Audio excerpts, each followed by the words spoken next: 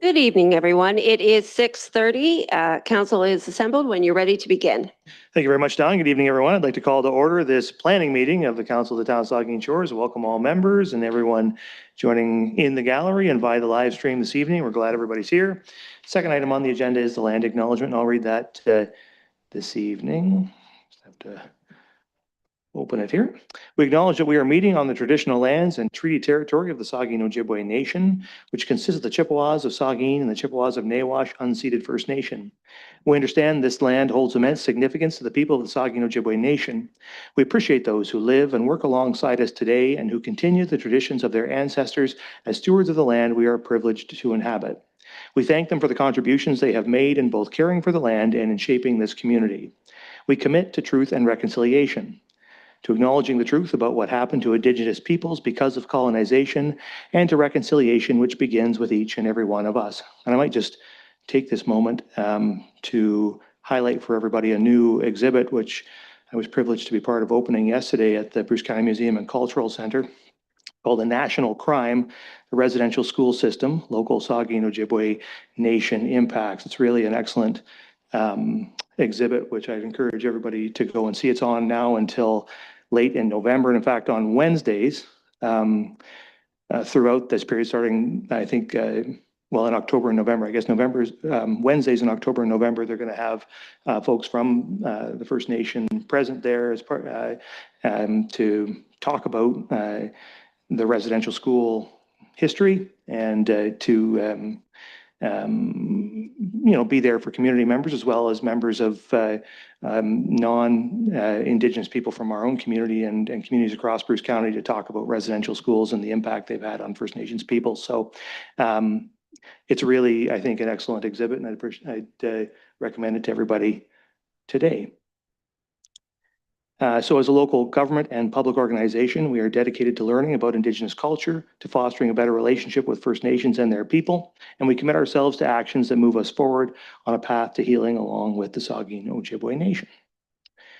Okay, so third item is disclosure of pecuniary interest. Ask any member if you have one of those you'd like to declare at this time. Seeing none, of course, you can do that anytime if you need to. So we're on to adoption of minutes, and we have the minutes of August 25th, 2025, and the resolution is that council adopt the minutes of the regular council meeting of August 25th, 2025 as presented. Is there a mover and seconder? Moved by the Vice Deputy Mayor, second by the Deputy Mayor. Is there any questions or comments to those minutes? Seeing none, all in favor? That's carried. All right, so now we're on to public meetings, and we have 3 public meetings this evening. So let me just, my agenda here.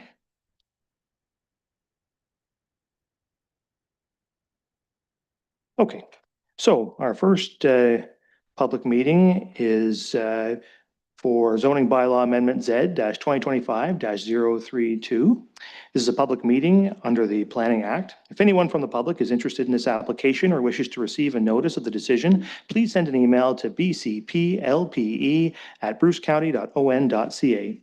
First, we will receive a report from planning staff, and then we will hear from the public who are here in person, virtually, or who have submitted correspondence to the email address that I mentioned earlier. Then council members will have an opportunity to ask questions, and I will ask them to reserve their comments on the application until we've heard from the public. Members of the public are advised that the right to appeal the decision on this application is limited to specified persons and public bodies as defined in the Planning Act, or the owner or applicant of the land subject to the amendment, who have provided oral or written comments to council on the application before the decision is made. After we've heard from the public, council will discuss and consider a recommendation on this application. So I'll now declare the public meeting to be open and ask the planner on the file to present the application. I think this one's being presented by Julie Steeper, and there she is online. Ms. Steeper, whenever you're ready. Thank you, Mayor Charbonneau. The application proposes to seek relief from the minimum distance separation 2 from a proposed manure storage enlargement and a barn expansion. The proposed setback from the existing barn to a neighboring residential dwelling is proposed to be 99 meters, whereas the required setback is 123 meters. The applicant is seeking relief for 24 meters. The proposed setback from the manure storage to a neighboring residential dwelling is proposed to be 130 meters, whereas the required setback to the storage must be 211 meters. The applicant is seeking relief for 81 meters. The proposal meets the MDS requirements for all other facilities and setbacks from property boundaries and roads. If approved, the application would facilitate a manure storage enlargement and barn expansion on the subject property. The objective of the MDS is to minimize land use conflicts and complaints related to odor. A reduction to the MDS2 is required for both the barn and the manure storage in relation to 3 residential dwellings. The planning analysis centers around the PPS and official plan. The MDS guidelines are intended to mitigate land use conflicts and not to prevent the reasonable expansion of existing farming uses. In this regard, the application does have regard to the official plan. The existing livestock barn and manure storage are non-complying with respect to current MDS2 setbacks. However, due to the proposed expansion, MDS2 calculations must be updated to reflect the adjusted footprint. The existing infrastructure limit the ability for the applicant to comply with the setbacks. The applicant has cited the barn expansion towards the rear of the property. The barn will be maintaining the current distance from the existing residential uses. The structure is not getting closer to the residential uses. The applicant has indicated if the storage would be located at a greater distance from the barn, it would be insufficient for use. The current liquid manure storage was built in 1972. Age is a factor in the replacement. The replacement supports environmental protection. There are no anticipated environmental impacts. The surrounding uses are agricultural, and there are no anticipated negative impacts on the environment or municipal functions. No comments of concern were received from agencies or the public. This concludes my presentation. Thank you. Okay, thank you very much. So now we will hear from members of the public on the application. And first we'll ask if the applicant or their agent is present. I do see here that we have Daniel Wormill here. And Mr. Wormill, are you the applicant? Would you like to speak to council or no? Okay, fair enough. So that's the only person I have on my list. So I'll ask now, is there anyone here from the public wishing to speak either in support of the application or with questions, concerns, or objections to the application? Don't see anybody. Is there anyone joining us online or are there any written submissions that were not already discussed in the planning report presentation or oral submissions? No, sir. Okay. So then I'll ask if any council members have any final questions before we close the public meeting and discuss the application. I don't see any desire for that. So I will now declare the public meeting to be closed, and I'll read the recommendation on the application. The recommendation is subject to a review of submissions arising from the public meeting. The council approves zoning bylaw amendment Z-2025-032 for Wormill and bylaw 86/2025. Is there a mover and seconder? Moved by the deputy mayor, seconded by Councillor Grace. Questions or comments? Seeing none, all in favor? Oh, sorry, Councillor Stack. Just under the wire, Councillor Stack. So does the applicant, so who lives on the residential lot? Is it the applicant? The lot? Does anyone live on that lot? Sorry, I couldn't tell. We can put that question to the planner. Sorry, are you asking who lives on the residential lot with the reduced setback or on the farm parcel? To be honest, I find these reports a bit, the residential lot that's got from which the tank will have the reduced setback, is that owned by the applicant or is it a separate residential lot? It's a different owner. It's a separate residential lot. Okay, and we're sure the owner was aware that this was happening? Do we have any, like, we provided notice? That's my only concern is we're making a decision. Notice was provided to anybody within 120 meters of the property. Yes. Okay, thank you. Okay, the Vice Deputy Mayor. Just a quick question to the owner. I'm just wondering if it's, is this 100% liquid storage? Is that correct? Well, so we've moved out of the public meeting, so we'll have to put the questions to the planner now. We can ask the planner. If I may, through you, Mayor, I believe it's liquid and semi-solid. Okay, and I think I should have asked this earlier too, but is all of the liquid, is it all from internal like use by the landowner? Is any of it trucked in from other farms, I guess is my question. Um, I should my have asked that earlier, understanding, sorry.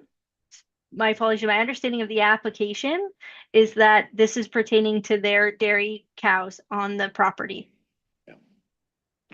Okay. Any further questions or comments from members? Seeing Councillor Stack. Sorry, I've been driving all day, so I'm not probably understanding, but so somewhere in the report, there was discussion around how the existing lands don't comply. I can't remember with what, but there was some sort of non-compliance with the existing lands.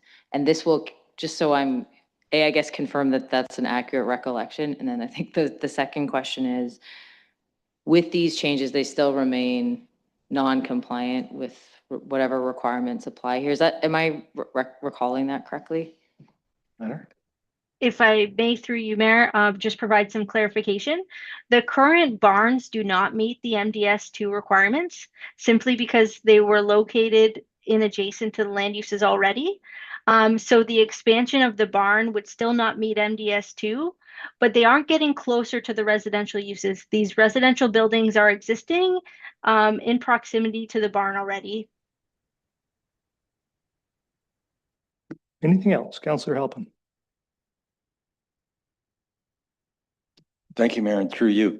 I think it's good to support farming, and people need to farm in the country, and I think this is something that we can support.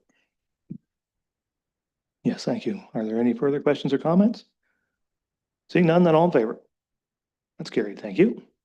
Okay, so now we're on to our second public meeting. Just reset here. Okay, so next on the agenda is a public meeting for local official plan amendment L-2025-015 and zoning bylaw amendment Z-2025-046 by the town of Saugeen Shores. This is a public meeting under the Planning Act. If anyone from the public is interested in this application or wishes to receive a notice of the decision, please send an email to bcplpe@brucecounty.on.ca. First, we will receive a report from planning staff. Then we will hear from the public who are here in person, virtually, or who have submitted correspondence to the email address referenced above. Members of the public are advised that the right to appeal the decision on this application is limited to specified persons and public bodies as defined in the Planning Act, or the owner or applicant of the land subject to the amendment who have provided oral or written comments to council on the application before the decision is made. Once we've heard from the public, we will hear from council members and they will have an opportunity to ask questions, but we'll ask them to reserve any comments until the public meeting is closed. Now, and after the public meeting does close, council will discuss and consider a recommendation on the application. So I will now declare the public meeting to be open and ask the planner on the file to present the application. And this time it's Karina Smith, and there she is, Ms. Smith. Thank you, through you, Mayor. So the purpose of this application is to amend the official plan designation on lands that are located southwest of Highway 21 and Concession 10 from highway commercial to residential, and to amend a portion of the lands through a zoning bylaw amendment application from planned development to residential third density with some site-specific provisions. If approved, the applications would facilitate the development of 2 buildings, each with 14 units in a townhouse, stacked townhouse format. So the subject lands are owned by the town. The town is the applicant on this application. There has been a memorandum of understanding entered into between the town, Wilson Developments, and Habitat for Humanity to develop a portion of the property for the townhouse units. The property includes currently a stormwater management pond, which will be retained, as well as a driveway that provides access from Concession 10 to the commercial properties to the south. So as I noted, the subject lands are designated highway commercial currently. The highway commercial designation does permit medium and high density residential uses, but those are to be accessory to a commercial use. There are currently no commercial uses on the property, and there are no proposed commercial uses at this point in time. So the applicant is seeking to amend the official plan to redesignate the entire parcel from highway commercial to residential. These lands currently provide a transition between existing highway commercial development and residential lands further to the west. And we would support that redesignation of the entirety of that parcel. Part of the reason for that is that the proposal does support many other objectives of the town. Part of that is to increase the housing supply, particularly at affordable housing rate. So this proposal is considered to be a medium density development, which is encouraged, an encouraged housing type in the community. This proposal will also meet both the county and town target of 30% of new development to be affordable housing. In this case, 100% of the units proposed will be in the affordable housing category. As it relates to the zoning bylaw amendment, the zoning bylaw amendment is looking to just rezone that portion of the property where the townhouses are proposed from planned development to residential third density. There is a need to amend in the R3 zone, the maximum density permitted is 40 units per hectare. In this case, they are proposing 54 units per gross hectare. I would note that when we did issue the public meeting notice for this council meeting, the density was identified as changing to 47, but it's actually 54 units per gross hectare, and that was to reflect an update in the area of that proposal. We're recommending that council move forward if they are willing to adopt this application to consider this a minor change in the proposal that would not require further notice to the public. As it relates to the final piece of relief that the applicant is seeking, it's a reduction in the rear yard setback from 7.5 meters to 3 meters. The rear yard in this case would be on the south side of the property, furthest from concession 10. We do feel that reduction is still appropriate and provides adequate space for amenity, landscaping, and maintenance purposes. On this application, we did receive comments from the Saugeen Valley Conservation Authority, the historic Saugeen Métis. I did not note it in the appendix of my report, but attached to your agenda package is also a letter from the risk management official for source water protection. And we did also receive comments from the Saugeen Ojibwe Nation, which are not in your agenda package, but all agencies have identified no concern with the application. We have not received any public comments on the application, and that concludes my report. Thank you. Okay, thank you very much. So now we'll hear from members of the public. Does the applicant or the agent for the applicant wish to speak? I'm here if there are questions. Okay, All are kind of the applicants. sure. Okay. All right, fair enough. If there are questions, then the applicant speak, but not at the moment. So then we'll move on to asking if there's, well, actually, we do have one person, I think, for 6.2, don't we? Yeah, Sydney Cherian. So if you want to come up, do you have anything, if you'd like to speak to council? Yep, come on up to the microphone and just state your name for the record. Yep. It's Sydney Cherian, and sorry, this is my first meeting here, so I apologize if Oh, no worries. my form is wrong. But I'm one of Jehovah's Witnesses, and we occupy the building right at 1248 Goderich. So I'm just here to get some more information, and just curious how this amendment would affect access to our service, to our location while there's construction, and if there's anything we need to be aware of, and also with the services or facilities being provided to that residential, is there any implications to our piece of property? That's basically the two questions I have. Sure, well, maybe we can ask, can somebody speak to those questions? The manager of development services.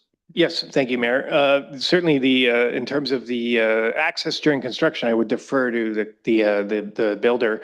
But in terms of servicing, we do have proposals to consider options that do not provide or do not have any impact to the property at the corner of concession 10. It would be serviced through another alternative. Okay. Thank you for that. Any other comments to those questions? Just when you come on up, just make sure to state your name for the record. Is this on already? Yep. My name's Matt Rapke. In terms of construction, the access should be going off that driveway that is, it's not technically a road, but it goes to the grocery store there. So I don't imagine there should be any impact on the abutting properties to the east, I gather, is where this is. Okay, thank you for that. So is there anyone else from the public here to speak either in support of the application or with questions, concerns, or objections to the application? I don't see anyone in the room. Is there anyone joining us online? No, sir. Are there any written submissions that were not already discussed in the planning report, presentation, or oral submissions? No, sir. Okay, so then we'll turn it over to members of council. Are there any questions before we close the public meeting? The deputy mayor and then Councillor Grace.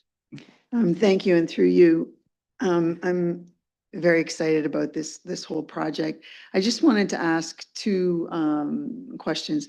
There seems to be on the site plan, there's an indication of some bicycle parking. I just wanted to ask a question. Is that intended as bicycle parking for residents or bicycle use at the park? And if it is for residents of the townhouses, I would ask for consideration to move it closer to the buildings so that it's not kind of just hanging out there, you know, as a safety issue and that sort of security issue. But along with that, I'm incredibly excited to see the proposed park in the middle. And I just wanted to ask if that was intended for public use, or is it really just for the private use of the residents there? It's a really great way of getting some open space and some green space into this project, because when we first started talking about it, I thought that was very important to get in here. So I like how it's been added in, and the placement of the buildings. You know, this is more of a comment, but I love how they face west, so they'll catch the sunsets every night. But so it's about the bicycle parking. I had questions, and the use of the proposed park. Anybody who wishes to address those, go right ahead. Through you, Chair. The bike parking can certainly be moved. We'll be working with staff on the site plan to finalize, like there'll be a couple nuances of things that'll possibly change from what's before you right now. So yeah, that can certainly be adjusted. In terms of the park and being public facing, this was something that we discussed with staff a while ago, a different kind of combinations of how this could be done. This would be part of like the condo property and just owned by the condo to divide that, for example, to make it public and owned by the town again, actually kind of, it has a cascading effect affecting the zoning too, because there's minimum open space requirements that would pertain to the lot. So this would be satisfying those requirements, and it's, you know, it's normal to provide an amenity space for the residents of the specific development. So that is the intent with that park. Okay, Councillor Grace. Thank you, excuse me. Thank you, Mr. Mayor. How dramatic. I just have a little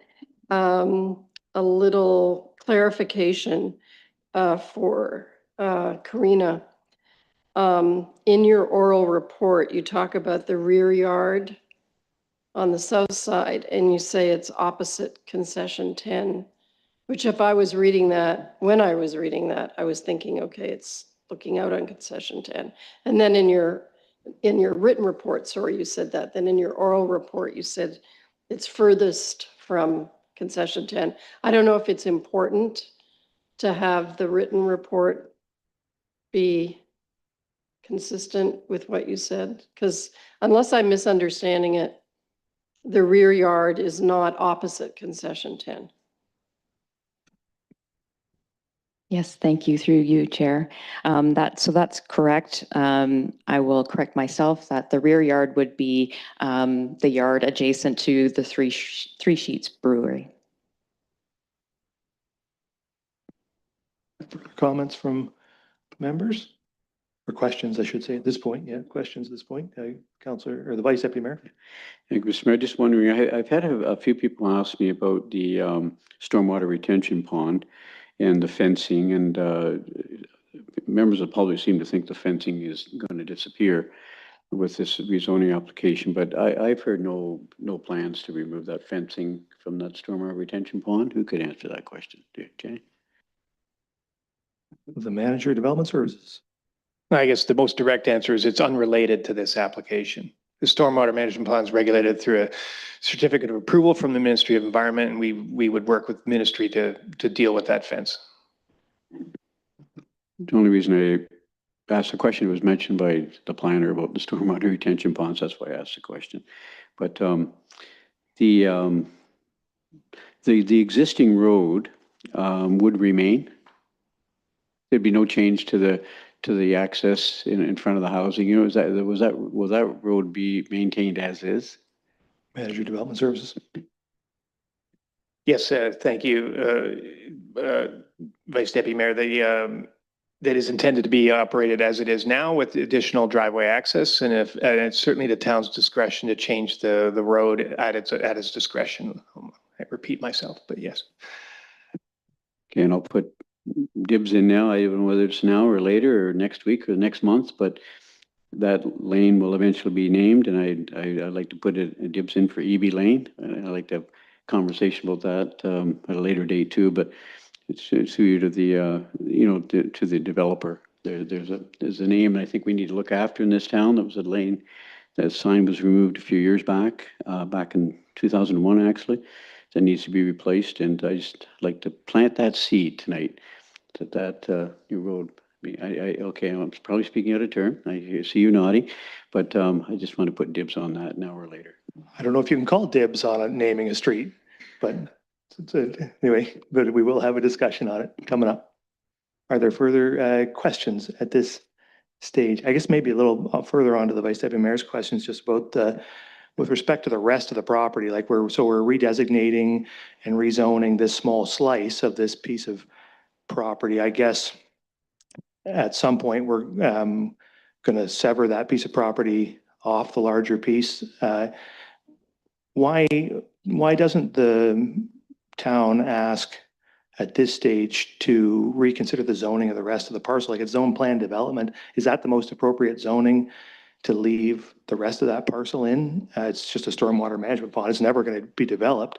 Well, maybe it will. I guess maybe I'm speaking out of turn there. Maybe it will be developed at some point, I guess, and closed in. Maybe that's possible. I guess, could you speak to why we're not addressing the zoning of the rest of the parcel? Do you mind? Okay. Certainly, we wanted to designate it because we didn't think it felt right to have a highway commercial designation, but we also didn't want to rezone it because we don't know what the development potential is. There is certainly long-term discussion about the potential use of that. It's not been decided by council, and council has not provided any direction about the use of that land, but having it designated highway commercial did not make sense, but having it zoned something, we didn't know what we should zone it, so we excluded it from the zoning part of the process. So just so I'm clear, we're changing the designation of the entire parcel or just the sliver that we're talking about developing here? The designation in the official plan is being redesignated, the entire 10 acres. Only the portion that is with subject to Habitat for Humanity and Wilson is being rezoned for the medium density development. Okay, and we're of the view, the planners of the view and the towns of the view that the most appropriate zoning for it at this point and going forward is planned development? Yes, because we don't know what the intended use of that is, other than I don't think it's appropriate for highway commercial. Okay. Thank you. Are there any further questions before we close the public meeting? I don't see any. So then I will now declare the public meeting to be closed, and I'll read the resolution. And it's resolved that subject to a review of submissions arising from the public meeting, the council adopt bylaw 87-2025 for local official plan amendment L-2025-015 Town of Saugeen Shores, and that it be forwarded to Bruce County for approval. And that council approves zoning bylaw amendment Z-2025-046 Town of Saugeen Shores and bylaw 88-2025. And that council resolve that no further notice is necessary with respect to the minor change in the proposed zoning bylaw amendment in accordance with the provision of section 3417 of the Planning Act. Is there a mover and seconder? Moved by Halpin, seconded by Mayette. Questions, comments at this stage before we consider the resolution. Councillor Halpin. Thank you, Mayor, and through you. This is a step that's been pursued by members of this council for quite a while, and it's really exciting to see this go forward. It's exciting to bring affordable housing, real affordable housing of this type to Saugeen Shores. I'm just really excited about it and happy for the partnership that we have with Habitat and Wilson Builders. So very excited about this. Yeah, thank you. Further comments or questions, Councillor Grace, and then the Vice Deputy Mayor. Thank you, Mr. Mayor. Yes, the fact that this is going to be 100% affordable housing by using different models is creative and really, positive to see that kind of creative thinking to achieve that result of 100% affordable housing. And thank you to our partners, and I appreciate all the work that went into this from staff and our partners. Thank you, the Vice Deputy Mayor. Oh, I just wanted to echo those comments. It was 2 years ago, we started to look at that land, and I just want to thank Mark and your staff, Mark, for all the work you've done to bring this forward, and Wilson Developers and Habitat for Humanity. I think this is going to be just a tremendous development and a mix of Habitat for Humanity homes, hopefully, and some affordable housing, a couple of affordable housing units, and then some missing middle housing units too, where it's hard to find a brand new home in this town for under $750, I think. So I think the price of those homes for the stacked homes is going to be a lot less than that, which is great, and it'll probably fly off the shelf. And so I just wanted to thank Habitat and Wilson Developers and staff for bringing this forward. This is really a good news story for affordable housing. Thank you. Are there further questions or comments? Yeah, we just agree with all of that, and note, of course, that this is just one step in the process. We still have a fair bit of work to do to get this over the finish line, but I think we have some excellent project management leadership at the town, working with Wilson and with Habitat to get through some of those remaining hurdles and get shovels in the ground on this thing. Obviously, council is very keen to see this thing under construction and built and lived in. So thanks to the team for all your work and for getting us through this step successfully. Well, hopefully it will be successful. We'll find out in 1 second here. It's been moved and seconded. I'll ask all in favor. That is carried. Thank you. Okay. So that brings us to the end of that public meeting. So we're on to our third and final public meeting. And this is a public meeting with respect to draft plan of subdivision S-2024-009 and zoning bylaw amendment Z-2024-052 for Blue Water. This is a public meeting under the Planning Act. If anyone from the public is interested in this application or wishes to receive a notice of the decision, please send an email to bcplpe@brucecounty.on.ca. First, we will receive a report from planning staff.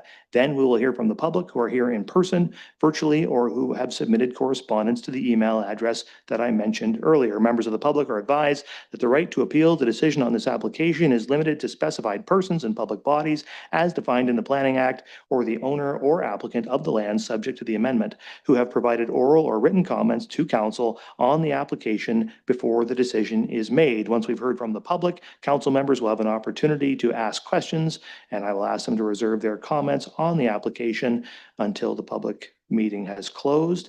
And after we've heard from the public and closed the public meeting, council will discuss and consider a recommendation on this application. So I will now declare the public meeting to be open and ask the planner on the file to present the application. And this one is from Jake Postfield-Bastado. Jake. Okay, thank you, Mayor and Council. The proposal before you tonight is for 15 townhouses within the broader Blue Water development area along Ridge Street. The provision of townhouses in this area supports objectives of housing and intensification in both town and county official plans and in the provincial planning statement. This represents an efficient use of serviced lands in the and existing infrastructure in an area with proximity to schools and open space. The original Blue Water proposal for the larger area included a stormwater management plan, which involve diverting flows through drainage channels in the subject lands. So these channels through the subdivision process would be conveyed as separate blocks to the town, along with some walkways alongside these drainage areas, which connect to the trail network along the top of the ridge. The application is consistent with natural heritage and natural hazard policies, given the setbacks to that wooded slope, which would be behind these townhouses. To facilitate the form of development, an amendment to the zoning bylaw is required. So the amendments in question pertain to an increase in maximum lot coverage from 45% to 53%. And then 4 separate amendments, which all pertain to slightly wider driveways than is permitted in the zoning bylaw. So that first amendment to the maximum lot coverage would permit an efficient use of serviced lands. And the townhouses, as proposed, comply with remaining provisions in the zoning bylaw around built form, such as setbacks and building height. The remaining 4 to permit driveway width increase allow for slightly wider driveways to line up with the garages as proposed and greater maneuverability. There was one public comment received from a resident along Pearson Street, which abuts Ridge Street here, seeking clarification that the walkway would remain, and also just articulating their support for that walkway, letting us know that that provides a connection down to the water. So through this subdivision, the walkway would in fact be protected and conveyed to the town. So with that, county staff recommend approval of the zoning bylaw amendment and that council provide direction further to the County of Bruce to approve the subdivision. With that, happy to take any questions when the time comes.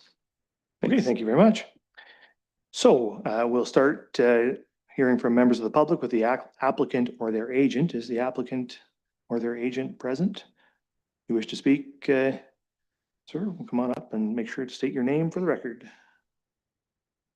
A new microphone system. Is that good? Yeah. So thanks for bringing the application forward today. As Jake put it, it's just really rounding out of the overall blue water development that's been being planned for years. Just to we did have to incorporate these existing services that go through to the water and sewer, which is in fact where the trail goes through. The overland flow route for the neighboring home subdivision is also incorporated into that design, and the walking trails and all that type of thing.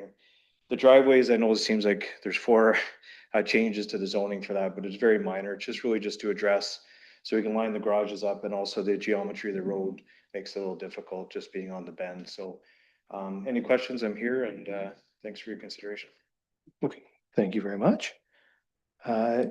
So now we'll move on to the folks we have on our list here, members of the public. I have 2 folks who wish to speak to this application. The first is Kevin Saugeen. So sir, when you're ready, come on up and the floor is yours. Hello, thank you for the opportunity to speak on this application. First of all, I'd like to congratulate the council on the last application for the townhomes that are going in behind the independent grocer in a very, very good spot, and Habitat for Humanity and controlled housing, affordable housing. This application is a bit different. There isn't that much room where they're looking to put these townhomes. I know that it was originally planned for single family homes, I believe, all the way down through that area. I've lived on Ridge Street for 35 years. Since the street is opened, we've had an increase of traffic of almost 1,000% on Old Ridge Street. 25 cars a day to 200 cars a day. Now we have a construction zone that starts at the end of Ridge Street past Pearson, and it's an unassumed road. So we have a private person that owns that all the way through. Now the county road has been opened up. So there's a gravel road that goes through the cornfield, and this is needed to access because of the construction and a lot of construction trucks. But we have, for the last 10 years on Old Ridge Street, had trucks and gravel trucks and cement trucks and contractors. This is a very narrow street. There is no sidewalks. When the school bus drops off the kids right in front of our house, there's not enough room for another car to pass when the kids get off. There are no signs. There's no extra stop signs that have been added. And then it ends right at the tourist camp where you have to turn that corner. And if there's a cement truck coming around that corner or a school bus at the same time, they cannot pass. You must stop before you get to the stop sign to make sure no one's coming. It's almost a traffic emergency because when the kids get off the school bus, they have to walk on the side of this road. Now, 2 pickup trucks driving side by side will put a tire into the gravel on the side of the road. So the kids have to get on the grass on the lawn when the cars come by. We all know that we have some very poor drivers. And now that it's opened up to the Bruce Power traffic, you can set your watch by it. Now, the new townhomes want to be on the bend, and that bend is very dangerous because it's a dead blind bend. You can't see coming around that corner. You hit the bottom of Pearson Street, there's no stop sign, no crosswalk sign, no any sign. Then you come to just before Provincial, and that's the edge of where the old street starts, and it narrows by considerably amount. And then you hit Provincial. You come around Provincial to try to turn onto Ridge Street, and that traffic's extremely dangerous. So somehow we have to control the traffic and allow this construction to happen, because I have a feeling that this construction is going to go ahead, right? Between the county and the builder. Now it's up to the people to talk and to have the councillors understand the situation. That is too much traffic on that little street. But what can be done? We can put a 3-way stop at the bottom of Provincial Street. We can look at speed bumps, which are very difficult for snow removal.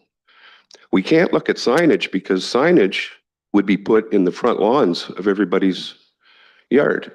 There's not enough room to put a sign up, a school bus stopping sign, because the snowplow will hit it in the snow. How are we going to protect Old Ridge Street, 45-year-old street that's now taking the full brunt of County Road 32 right now? I'd be willing to start putting a cross guard right there, but that would be putting him in danger. But the children right now on Provincial Street this afternoon, because of the traffic that's being diverted around Catherine Street, they are now parking down Provincial Street, but people are trying to cut up Provincial Street. It is very, very dangerous. You can go and look. Just go and look. And that's why I'm here tonight, and I have to speak about it. We know how things work. Someone has to be hurt or unfortunately killed by a traffic accident before we even put up a stop sign. Well, let's look at Bruce Street. There's 2 4-way stops on Bruce Street, Provincial and Catherine. Why? Because of this. Now we've created another traffic issue coming down Ridge Street. We don't even have 1 sign. The only sign is the yellow sign going the other way that says it's not an assumed road. As soon as you go past the town limit there, there's no sign coming the other way. We have to do something. We have to show due diligence to try to move ahead as we work together to get these things done. But it's you guys' job to prevent, now that a point has been made, is to prevent all of that construction and all that traffic that's going to be jammed down there in those corners. And we're going to have to sit there and watch it. Some of them are doing 70 kilometers an hour down through there on our road. They don't realize, they're new. They think it's County Road 32. They've come through a cornfield, they've come through a construction site, and they hammer on it all the way down that street. Then they hit the corner, they blow that stop sign, every one of them. Go up Provincial, turn again, and that's the 4-way stop up there. I thank you for listening, and I do hope that we move forward with some protections before the construction starts. Because the dishes rattle on the walls when those gravel trucks go through, and it's been 12 years on Old Ridge Street with everything that's been going on down there. Thank you very much. Thank you. So we have another member of the public on the list here, and I think it's Jana Bendel. Is that right?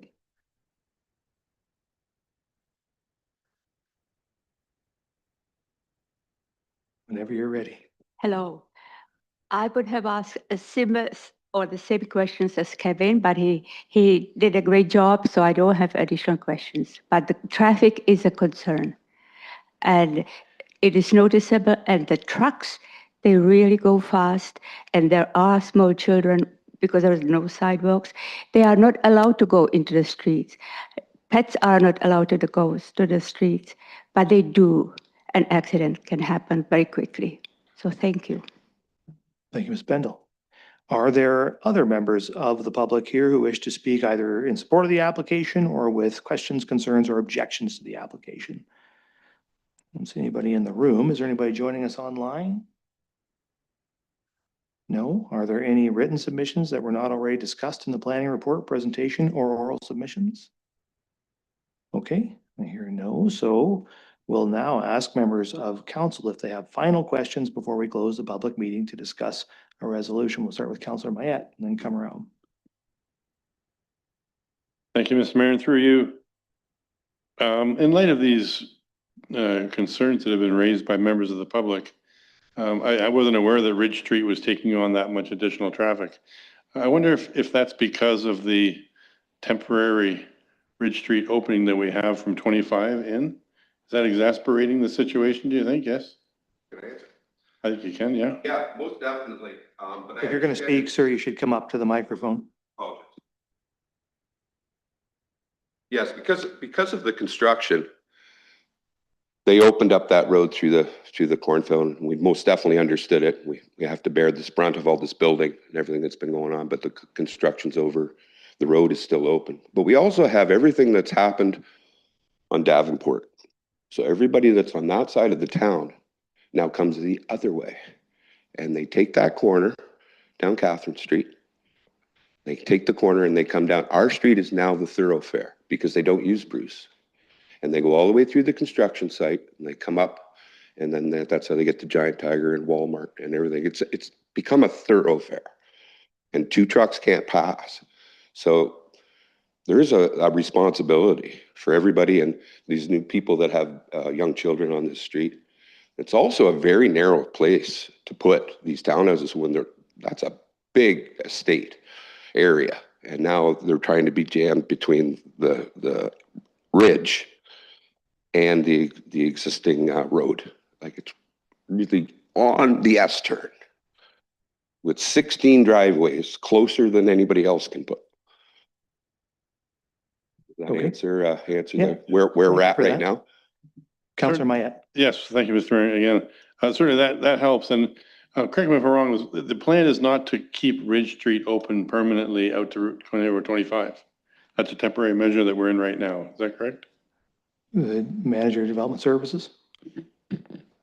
Certainly, very, I mean, we're talking long-term. We intend to open Bruce Street that would connect right from Bruce 25 to where it ends now at the Y daycare. Ridge Street, at least as now, we own the land and it could be a road, but we haven't got plans to open it in the short term. So the director will speak to it. Thank you, Mr. Mayor. It's in the current capital plan to complete the construction of Ridge Street next construction season.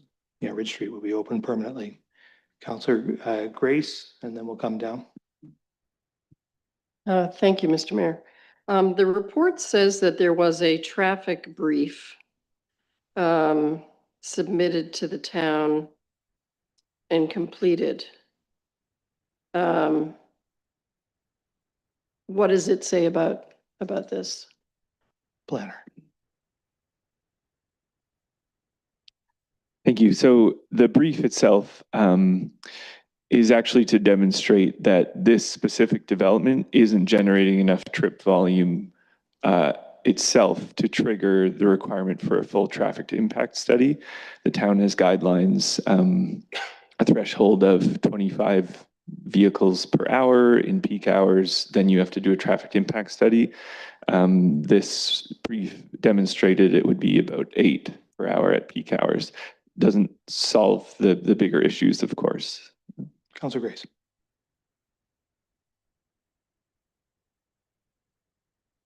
So the brief's conclusions are based on the anticipated added population in the homes as opposed to any kind of observation of what's happening in a routine basis as a result of the ongoing construction and even factors like people using this route as an alternative to Highway 21. So is there some way that do we have to just stick with the conclusion of the report, which is just based on the anticipated added population, or can we somehow make some kind of conditions that are based on real life sort of observations of what's happening? The planner. The requirements for this specific proposal would be constrained to the, the confines of these lands, which are these 15 new townhome units. I'm wondering if anyone from the town could answer the bigger question of. Yeah, Candace Ann will speak to it. Sure, I can try to just give some additional information. So the information to determine what will trigger a larger traffic impact analysis is coming from the Transportation Master Plan. And so the applicant has done their due diligence in terms of determining through the self-assessment process whether this development is going to trigger enough traffic. There are opportunities for staff to ask for a brief if there's safety concerns, and I believe that's what's been done here. I don't believe that the Transportation Master Plan and that self-assessment can take into consideration temporary measures and traffic detours that are happening when construction is ongoing throughout the town. I don't know if that is something that can be measured adequately, because those are temporary situations that aren't anticipated to be long-term. Councilor Grace. Thank you. So the temporary measures, though, we can anticipate, talk to the developer, get an idea of how long this construction period is anticipated to be, and maybe put up some kind of, without doing a formal analysis, maybe it would be acceptable for us to put up some, the speed bollards or something more temporary to satisfy the concerns of the residents while this construction is going on. Through you, Mayor Charbonneau. So my apologies if I misunderstood. I was thinking that the temporary diversion or influx of traffic in this area was related to town projects and the certain detours that are happening from a town perspective. In terms of development on roads that are unassumed yet by the town, it would be up to the developer to put in measures potentially that would help to control traffic through that area up until the point where the town assumes the road. That's why the not assumed by the municipality signs would be posted. Could I just to clarify so we understand what we're talking about here, the municipality has opened Ridge Street. We did it temporarily, but it's going to become a permanent street. We even were funded by the province to do that construction. So we're going to open Ridge Street. There's construction happening on roads in the area. Catherine Street is currently under construction, which creates issues getting to the elementary school through there and other things. So there's a fair bit of road construction happening in that area. But also, irrespective of that, with Ridge Street open to Bruce Road 33, and without Bruce Street being fully extended to 33 yet, traffic from Bruce Power primarily will come down 33, take Ridge Street into the western portions of Port Elgin, which is an awful lot of traffic. So that's what we're just to be very clear. That's what we're discussing. Ridge Street is open. It's going to stay open. And that's, the traffic is heading into that area. And there's some construction which exacerbates the issue, but the primary issue is that, just so we're all very clear. We'll keep coming down, Councillor Stack and then the Vice Deputy Mayor. So I'm not really sure who to direct the question to. So then we sort of really need to bifurcate this into two issues, whether we're okay with the request in this plan of subdivision and the related amendments. And then is it, we have to take responsibility for the increased traffic because of the traffic, it sounds like, giving everyone the benefit of the doubt. The increase in traffic that are at issue here is not the additional townhomes. It's we opened Ridge Street and have created an issue that's now come to our attention. So just for my clarification, do we need to have a discussion about what the town should be doing preemptively, regardless of what the condition of the road is? If we're worried about kids getting hit by cars or the speeding cars, like we need to at least, I'd like to have some clarification on who's responsible for that. I think you make an excellent point. I just really, because you've clarified it better than I did there. So there's the separation of the issues. We're dealing with this development and its specific impact on the road. That's what we're talking about tonight. We need to stay focused on that and not hold this development or this developer accountable for all the issues on the rest of the road. And then there's a separate issue, as Councillor Stack has described well, that to do with the traffic on the road and Ridge Street and all of those things, which we need to deal with separately from the discussion we're having tonight. I think what we can do is, for the moment, acknowledge the comments from the residents and that it's an issue and that it's a discussion we need to have. But council, for the purpose of this Planning Act discussion, needs to focus on the application before us, the impact it will have, and whether or not the zoning is appropriate in the broader context. Councillor Stack. Okay, thank you. So I understand this is sort of a separate issue, but can we ask the town staff to look into what our options are? Just like the issue's been raised, I think it's a good issue. I'd like to have some confirmation that we're going to have a report at some point. The director. Thank you, Mr. Mayor. I think there's a short term and a longer term response to that. In the longer term, we are undertaking the Transportation Master Plan 5-year update, and we can fold these concerns into that process. And there will be public information engagement later this fall on the next phase of that project. And then in the shorter term, we can look at what updates we can provide from a more short-term traffic management standpoint. We have been looking at and thinking about Ridge Street since the Highway 21 project started, and it's been a subject of concern, and we've been looking at ways to maintain that as safe as we can while recognizing that the construction influx was temporary and we'll be completing the road project next year. Councillor Stack. I'm going to shamelessly add, though, I think this is just Ridge Street's an issue, Bruce Street's an issue, Waterloo Street's an issue, Bricker Street's an issue. These are all roads that are not thoroughfares, that are treated as thoroughfares, and the speeds and the number of cars increase every year. And we don't seem to really be addressing that fundamental issue. There are more kids, there are more pets, there are more people. So we're talking about Transportation Master Plan, we're talking about increasing the walkability, bikeability of the town, but people are still driving too fast. That was an issue we heard in the sort of first election cycle. It's something that continues to raise. So I just like to raise, when we're bringing forward in the short term, we need to address all those streets because all of those streets cause issues, and Ridge Street's just the latest one. Thank you. The director. Thank you, Mr. Mayor. I just want to identify that Bruce, Bricker, and Wellington are identified as thoroughfares, and they are being reviewed in the 5-year Transportation Master Plan. And in terms of the shorter term comments, I just want to note that changing the stop signage of an intersection requires a study, a process.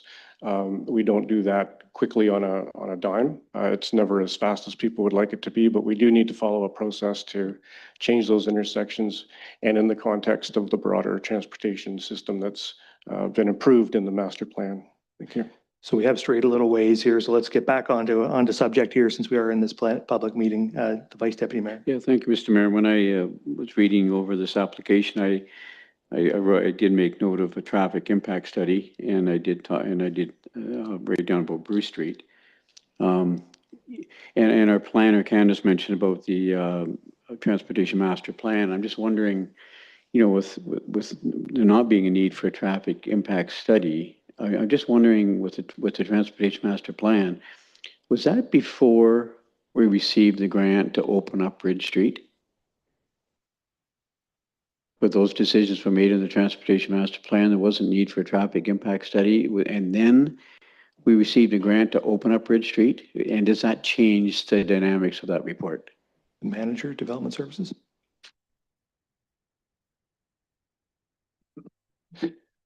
Yeah, I don't know. I guess I can give the chronology. Certainly the TMP was prepared before we applied for Ridge Street funding. But even going back further, we had owned Ridge Street and intended to have it as a road 20, 30 years ago. It's just that development proceeds at the, at the discretion of the town and the developers as a contractual arrangement. That being said, certainly there are tools in the TMP that the director identified in terms of determining how these things look. But we have to monitor traffic as it evolves, not prior to it happening. It's harder to evaluate when we don't know the timing of all these. I will confess or maybe admit perhaps that living in Saugeen Beach Road, I regularly would take the County Road 25 up to Highway 21 into town, and I pretty regularly, more than not, will take Ridge Street now. So I'm one of the 200 that you speak of with the additional traffic. And I most certainly have seen that with additional traffic in that little area that you're talking about. So I do empathize with you. I'm just wondering with Bruce Street, Mr. Mayor, if I could ask the staff, some of these pressures will be removed once Bruce Street is opened up from the Y Daycare Center to County Road 25. We did receive a grant for Ridge Street. I know we were applying for Bruce Street, but I don't think we received that funding. Can anyone on staff project how many years we are away from opening up Bruce Street from the Y Daycare Center to County Road 25? Because that's going to change the dynamics of Ridge Street once Bruce Street is opened up. Can anyone make that projection? The director. Thank you, Mr. Mayor. That work is part of the 10-year capital plan, and I don't have a specific year for it, but it'll be within the next 5 years. Because I think it's fair to assume, when you open up Bruce Street, I think it'd be fairly accurate to say that the traffic patterns on Ridge Street will change. And they talked about the roundabout with Bruce County and all feeding into Bruce Street, and the dynamics will change, but that's still a few years away. So I think the resident has some good concerns. Maybe there's some things we can do with stop signs. I don't know about the speed bumps, but I think there are some good concerns that staff should at least take a look at. Okay, questions with respect to the application? The deputy mayor and then Councillor Halpin. I have a question first and then a couple of follow-ups. Currently, this parcel of land is zoned as PD. The planner. It's actually already zoned R44 from the previous subdivision work. It just remained as one block. Thank you.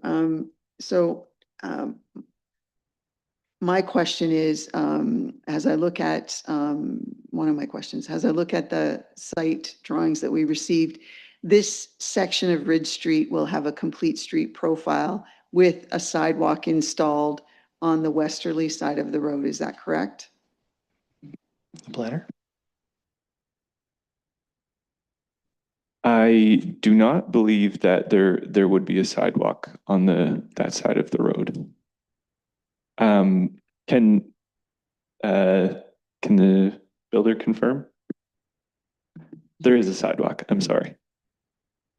The deputy mayor. Taken aback there, Bart, for a second, Jake. And with regard to the stop sign, and I appreciate what the director said about the process. However, I do think there's some relevance to the situation with a T intersection and no stop sign there at the moment. I would respectfully request that whenever construction is going on, that we make sure that any opportunity to control traffic and vehicular movement, speed and otherwise, that we take advantage of it. And also, as construction goes on, if signs are removed for various reasons during construction periods, that they be reinstalled as quickly as possible. So, you know, as I don't know if we can make it a condition of this, but I really think that the town should be putting a stop sign in there on Provincial or a three-way stop to alleviate some additional traffic stress right at the moment, because we've pushed traffic there. But I also just want to ask if I'm making a correct assumption. In Southampton, albeit on a slightly smaller scale, has we created some new streets that had more complete profiles? And I'm thinking of Adelaide in particular, the stretch from Adelaide from the highway, Albert Street down to Grosvenor. When it got installed, it had curbs and sidewalks and stuff, and in both directions shooting out from that, it was a totally different profile of the road. However, it's taken us a little bit of time, but we've now got that profile of the road, the width, the sidewalk, the curbs and everything now from Huron Street all the way up to Victoria. It did take a number of years. Would I be correct in assuming that as Ridge Street gets developed, that there will be, as time passes, there will be efforts made to ensure that additional sections of that roadway get upgraded as funds become available, or the condition of the road deteriorates where it needs some work? Is that a fair assumption to make beyond this particular application? Manager Development Services. Well, if you're talking like the stretch at the south of this property, this is where the development is occurring. There is opportunity to ensure the developer through the subdivision agreement or the site planning process to not just construct it, but maintain it and repair if it's damaged. Over the long term, we'll have responsibility to ensure it's repaired and maintained. I wasn't necessarily just referring to the new part that will be built. It's as the example in Southampton was a new road got constructed that had some features that roads that came right into it did not have. And slowly but surely, we've now got a much longer stretch of that road up to the same conditions. It did take some time, but older sections, which were then faced with much more traffic because of the opening up of a road and the building out of a road so that it had a sidewalk, it had curbs, it had a much greater and perhaps more appropriate width for the volume of traffic, that now roads that connect to that have caught up to it. I just want to ask, is the assumption that I make that at some point, and I'm not saying it's going to happen in the next couple of years, but that there will be now perhaps an opportunity going forward for Ridge Street, the older part, to eventually, you know, match the newer section, because that's what's happened elsewhere in the community. The director will speak to it. Thank you, Mr. Mayor. Ridge Street, the older part, like any other street, is reviewed. The pavement condition of the entire town is reviewed on an annual basis, and that pavement condition is put into the whole process of determining which roads and when those roads are done. And so the entire 10-year capital plan is built on figuring out which roads have deteriorated to the point where they need replacement versus others that can wait. So Ridge Street, like other streets, will be included in that analysis, and that analysis sorts out which ones are done in what year. Okay, Councillor Halpin. Thank you, Mayor, through you. We are talking about two different things here. We're talking about Ridge Street and we're talking about this application. Ridge Street does have a sidewalk on the west side, and there will be a sidewalk in front of this application, correct? Yes. My next question is, there's a nice trail system behind Ridge Street going along the ridge of the bluff there or whatever. That rail or that trail will continue along the ridge and will at one point be deeded to the town. Is that correct? Planner? If Julie is online and could pull up the site plan, that would help answering the question. I think we can get the site plan. Oh, I thought she had it up there. But while that's coming up, so where that line of the walkway, it actually about where it meets these lands along the ridge is actually the overland flow route for the stormwater management for the entire area. So there isn't an opportunity to continue that walkway necessarily all the way down the ridge. But that's where there is the sidewalk, and then there's a connector. So towards the right of the image there, there's a block of 3 townhouses.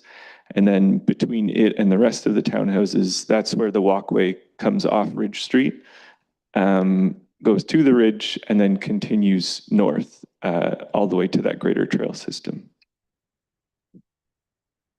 Thank you. But does it continue south? Not at present. Perhaps Stu could speak to that. The applicant will speak to it. Sorry, just a bit of background. So several years ago when we developed, sorry, am I off here? Sorry about that. No, it's good. Okay. I'm taller than the last guy. That's good. Several years ago when we developed phase 2A and 2B, the original intent was to have a trail continued south. And at that time, the sidewalk was on the east side of Ridge Street. Now through the EIS, the environmental impact study, that trail was not allowed to go further south down below the bluff due to some, I can't remember it right now, but there's some species down there, plants or something, I'm not sure, I can't remember.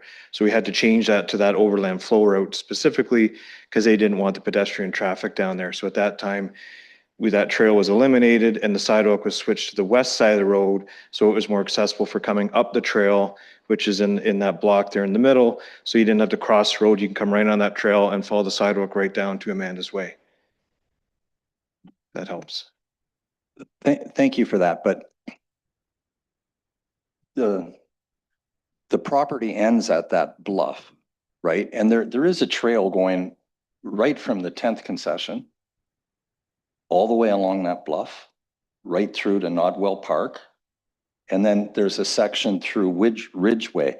I was kind of under the impression that at one point that trail would continue, that trail would continue straight through there, be behind those houses, not going down into the bluff, up on the tableland.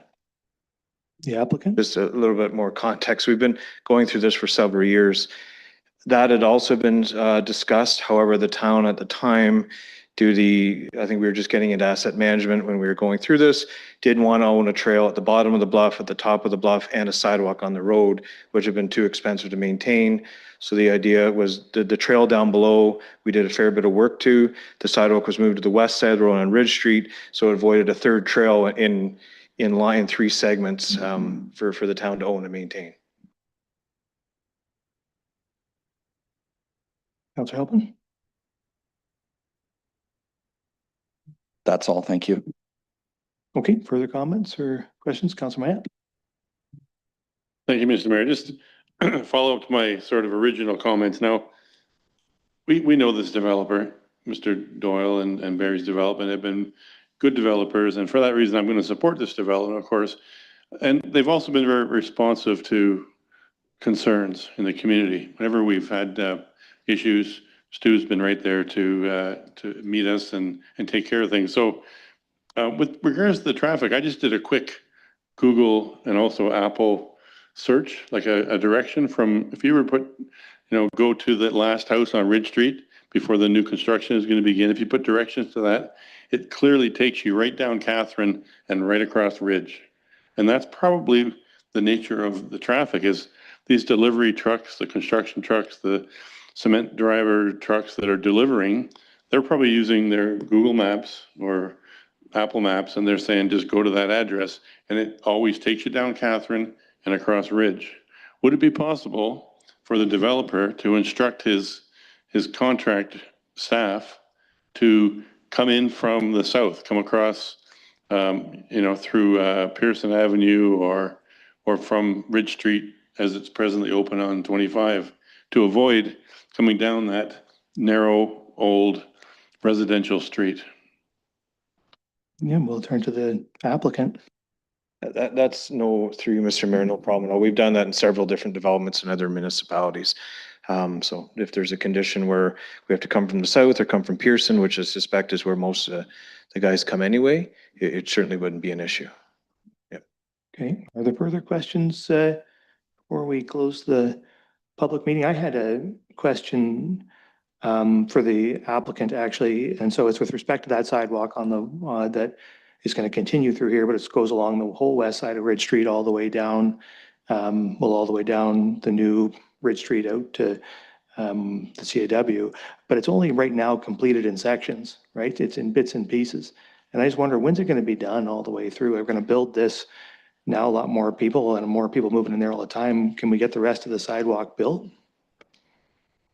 So as far as I know, all the houses on Ridge Street are complete now from Pearson to Ivings.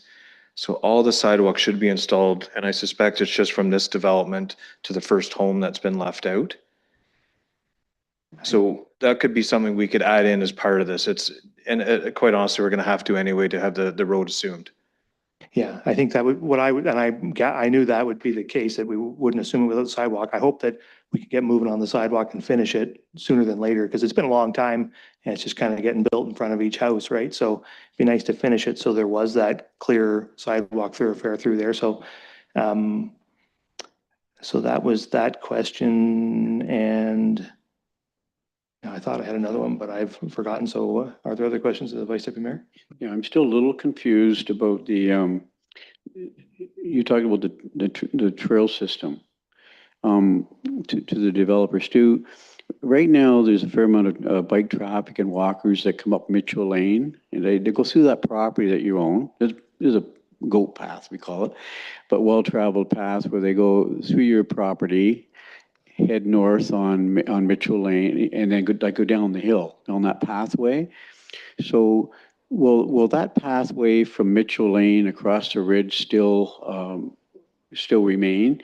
And where would the people go now? They're coming up Mitchell Lane. Now you have a housing development in there. Where will that traffic go for cyclists and walkers? I'm still a little confused by that. Yeah. So through you, Mr. Mayor, essentially nothing changes. The goat path is the extension of Ridge Street right now. And then it ties into the path that's at the top of the ridge. And then you hang a right going towards Mitchell Lane. So that extension of Ridge Street is where the sewer and the water have gone through for 30 years, sorry. And maybe 25 when I was here. But anyway, so it goes through there, and that's an easement. Currently, it's his servicing easement. And as part of this development, that'll be deeded to the town. So the trail will now become your property. Yeah. Understood. And just one step further then. So when they exit out onto Ridge Street, will that pathway continue? I think maybe Councillor Helpman was alluding to it, but will that pathway continue in a southerly direction towards County Road 25 along the ridge? Yeah. So essentially, you'll come out the trail on the same side. You'll need to cross the road. You're just gonna head south on Ridge Street. And I think the understanding is when Ridge Street is built, there's also a multi-use path included on the west side of that proposed development as well. Along the top of the ridge? Yep. Great. No, in Ridge Street, not on the top of the ridge, on Ridge Street itself, to be clear. Okay. And I also, I mean, I support the development but I think there's some questions we do need to ask as a council about the concerns that the public has raised, because I think they're decent concerns, and Council Matt alluded to some of it, but I think there are some good concerns about the way the traffic flow has changed along Ridge Street in the last several years, and then we do to alleviate that, to help that situation until such time that Bruce Street is built. I think we need to just take that into consideration. I remember, do you have a comment to that? One last and I'll sit down. Again, through you, Mr. Mayor.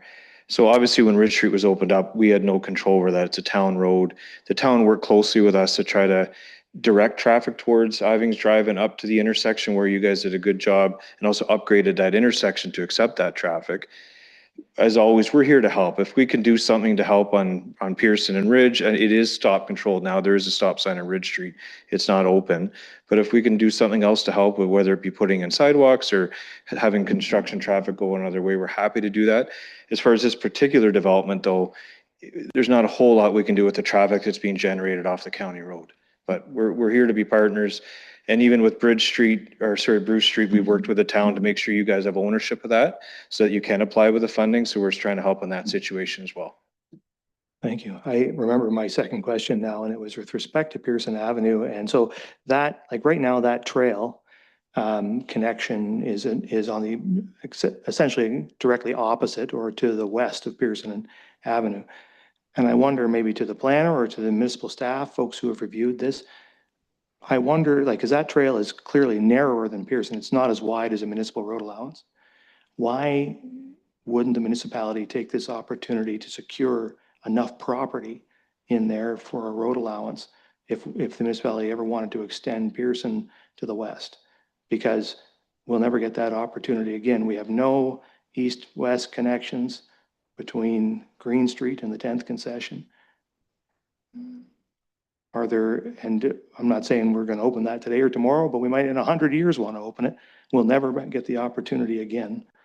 Why wouldn't we have that trail sit on a road allowance width piece of property rather than on something that's too narrow to run a road on?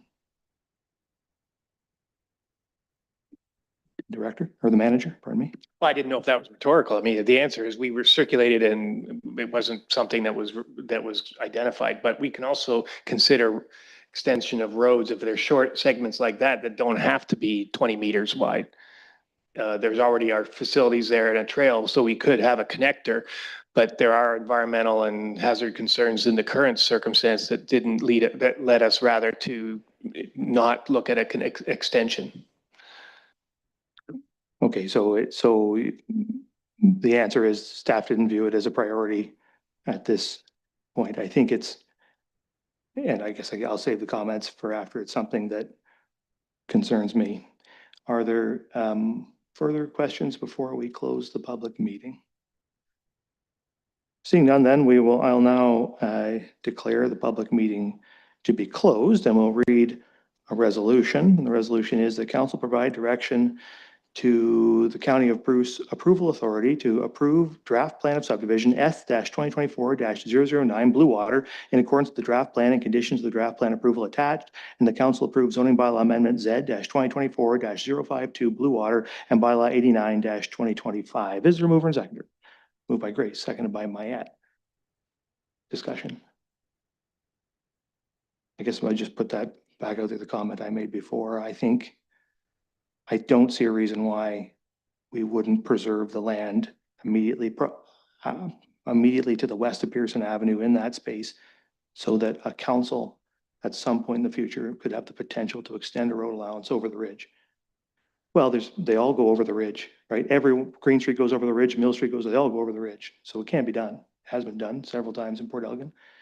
To me, it's already a trail there. We're only talking about a little, you'd have to take one of those lots out, but and I appreciate that's not ideal for the developer, but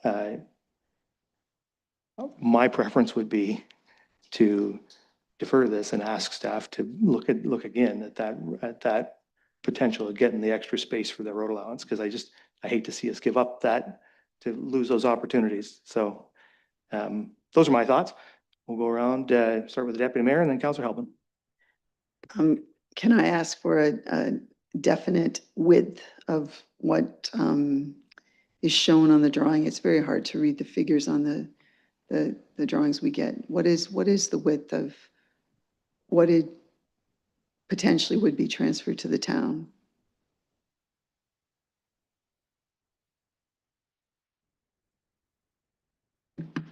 Go ahead. The manager. Well, let's say presuming no changes from the proposed drawing is 12 meters.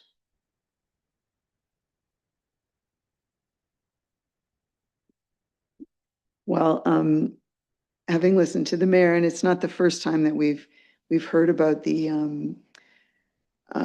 lack of opportunities for east-west transportation. And certainly, when you look at the north-south thing, it's unfortunate that things have happened that have blocked those routes over time, and it would be nice to have a few more of those too.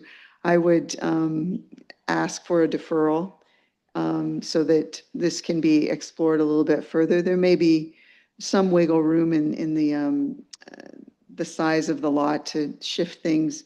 I understand what it would mean in terms of work to do that, but there may be some opportunity to get that potential still there. So I would ask for a deferral. Okay. So is that a motion to defer?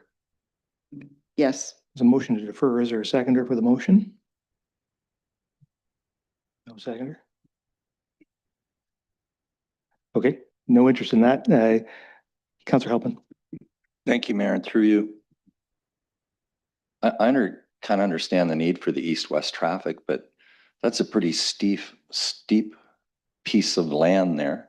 It's also it is really truly hazard land, and it's just joining on to Izzard.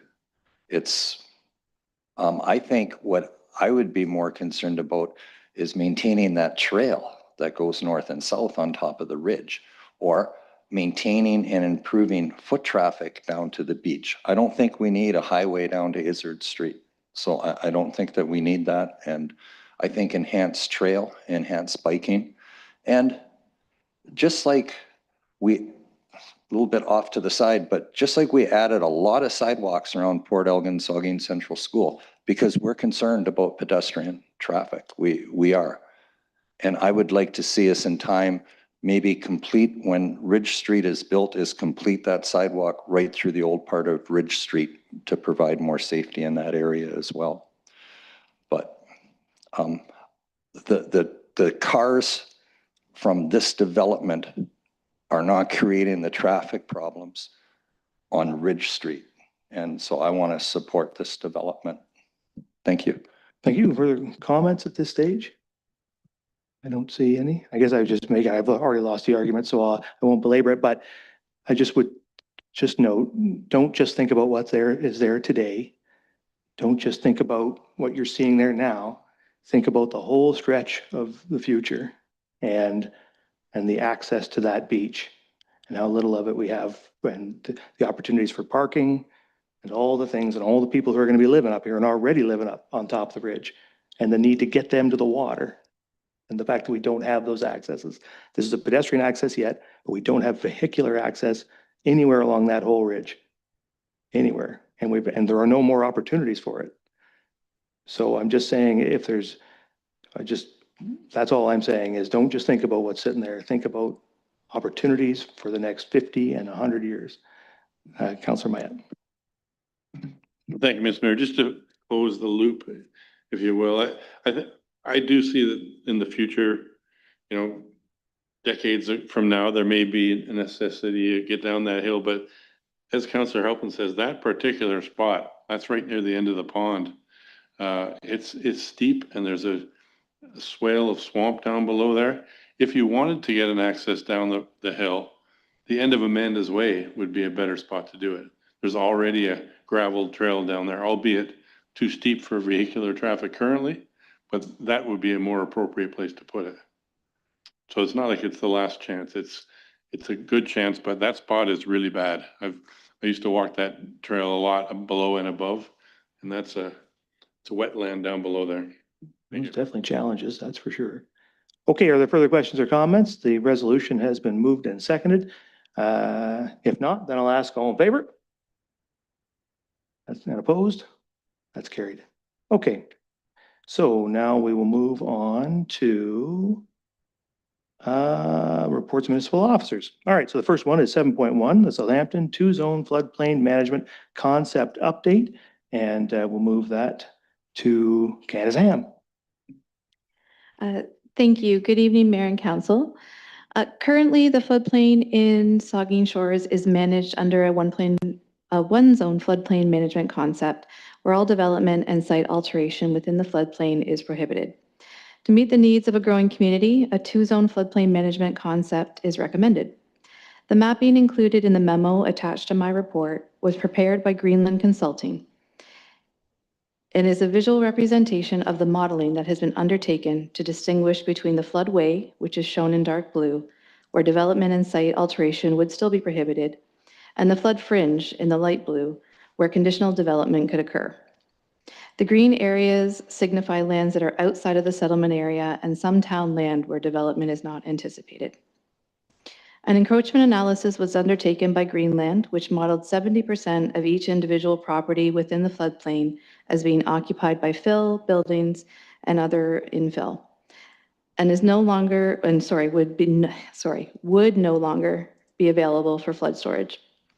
For this area of Southampton, 70% encroachment is a conservative estimate for infilling over the long term. A two-zone floodplain management concept requires approval from both the town and the Saugeen Valley Conservation Authority. SVCA staff are also presenting a two-zone report to the members of the SVCA. Subject to the comments from Council and the SVCA, applications for a local official plan amendment and zoning bylaw amendment will be initiated as a next step in the process. These applications will undergo the typical Planning Act application process, where members of the public can submit comments prior to decisions being made by Council and the County Approval Authority. A public information center will also be held. There are a number of current and pending development applications, as well as existing developments in this area of Southampton. While the development potential stands to be significantly improved based on the modeling done by Greenland, it is anticipated that landowners and developers will be looking closely at their individual properties, and they will have the opportunity to bring any comments or concerns they may have with the modeling or mapping forward through that public process. In terms of zoning, under a one-zone floodplain management concept, all lands within the floodplain are considered hazard lands and are to be zoned environmental protection. With the recommended two-zone floodplain management concept, conditional development would be permitted in the flood fringe, and the extent of the EP zone could be significantly reduced. Given the results of the floodplain modeling done by Greenland, the recommendation is for Council to direct staff to submit the amendment applications as the next step to move the two-zone floodplain management concept project forward. This concludes my report, and I'm happy to take any questions.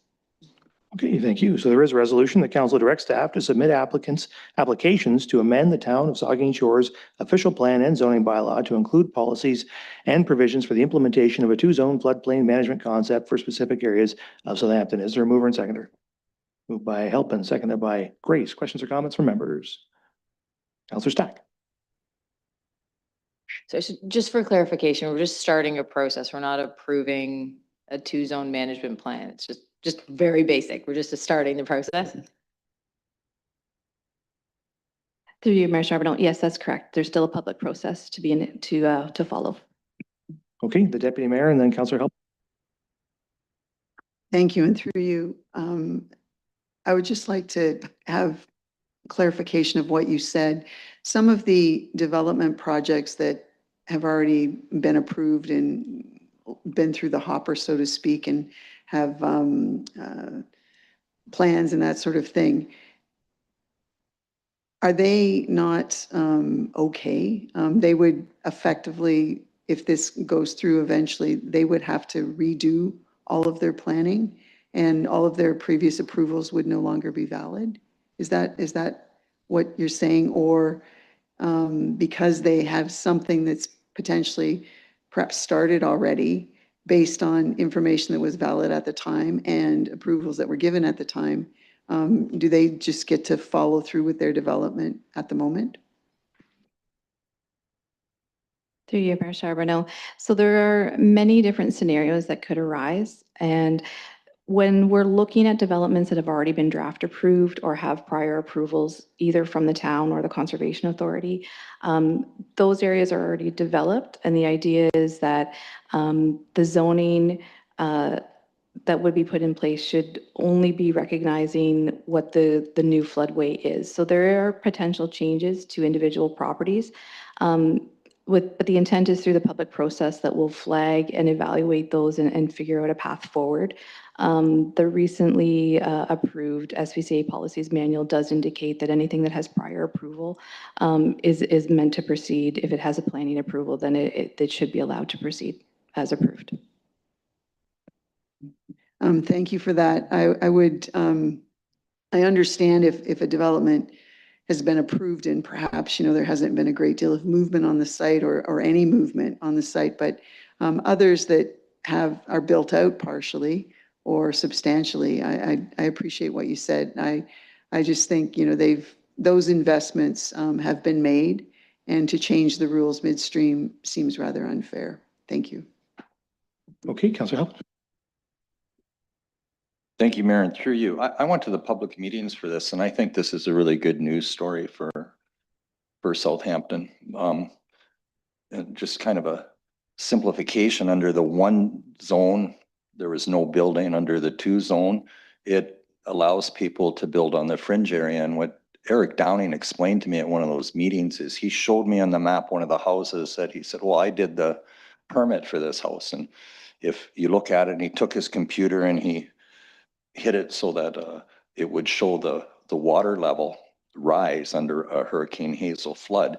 And you see this house was permitted, and the house and the driveway and the immediate area around it is now above that floodplain. So this house is good to develop, and that's how the system works. So I think this is a good news story. It's going to open up some land for development, and at the same time, I think we're improving.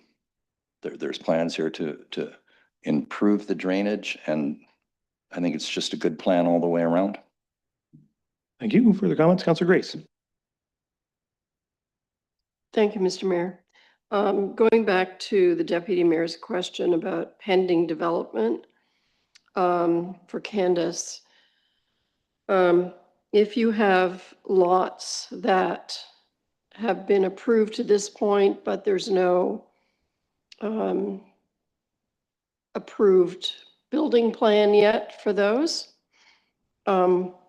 would those building plans be, like, is the lot zoned, safely zoned R1?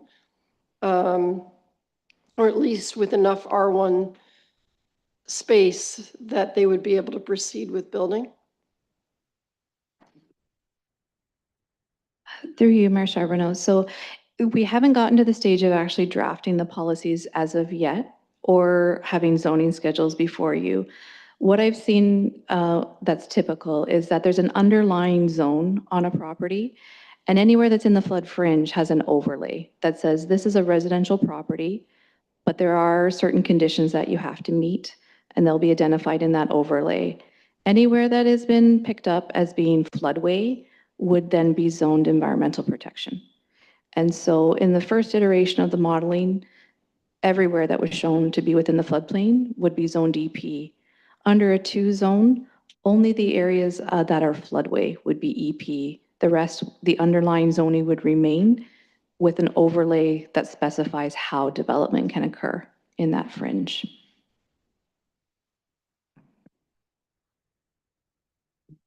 Okay, just so I understand,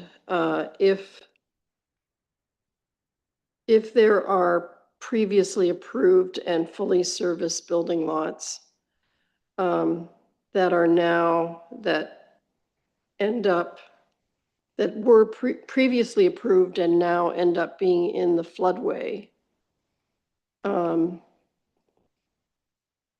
they still safe to develop with the conditions, the engineering conditions or whatever that are required? So in general, I think that's more of a site-specific question.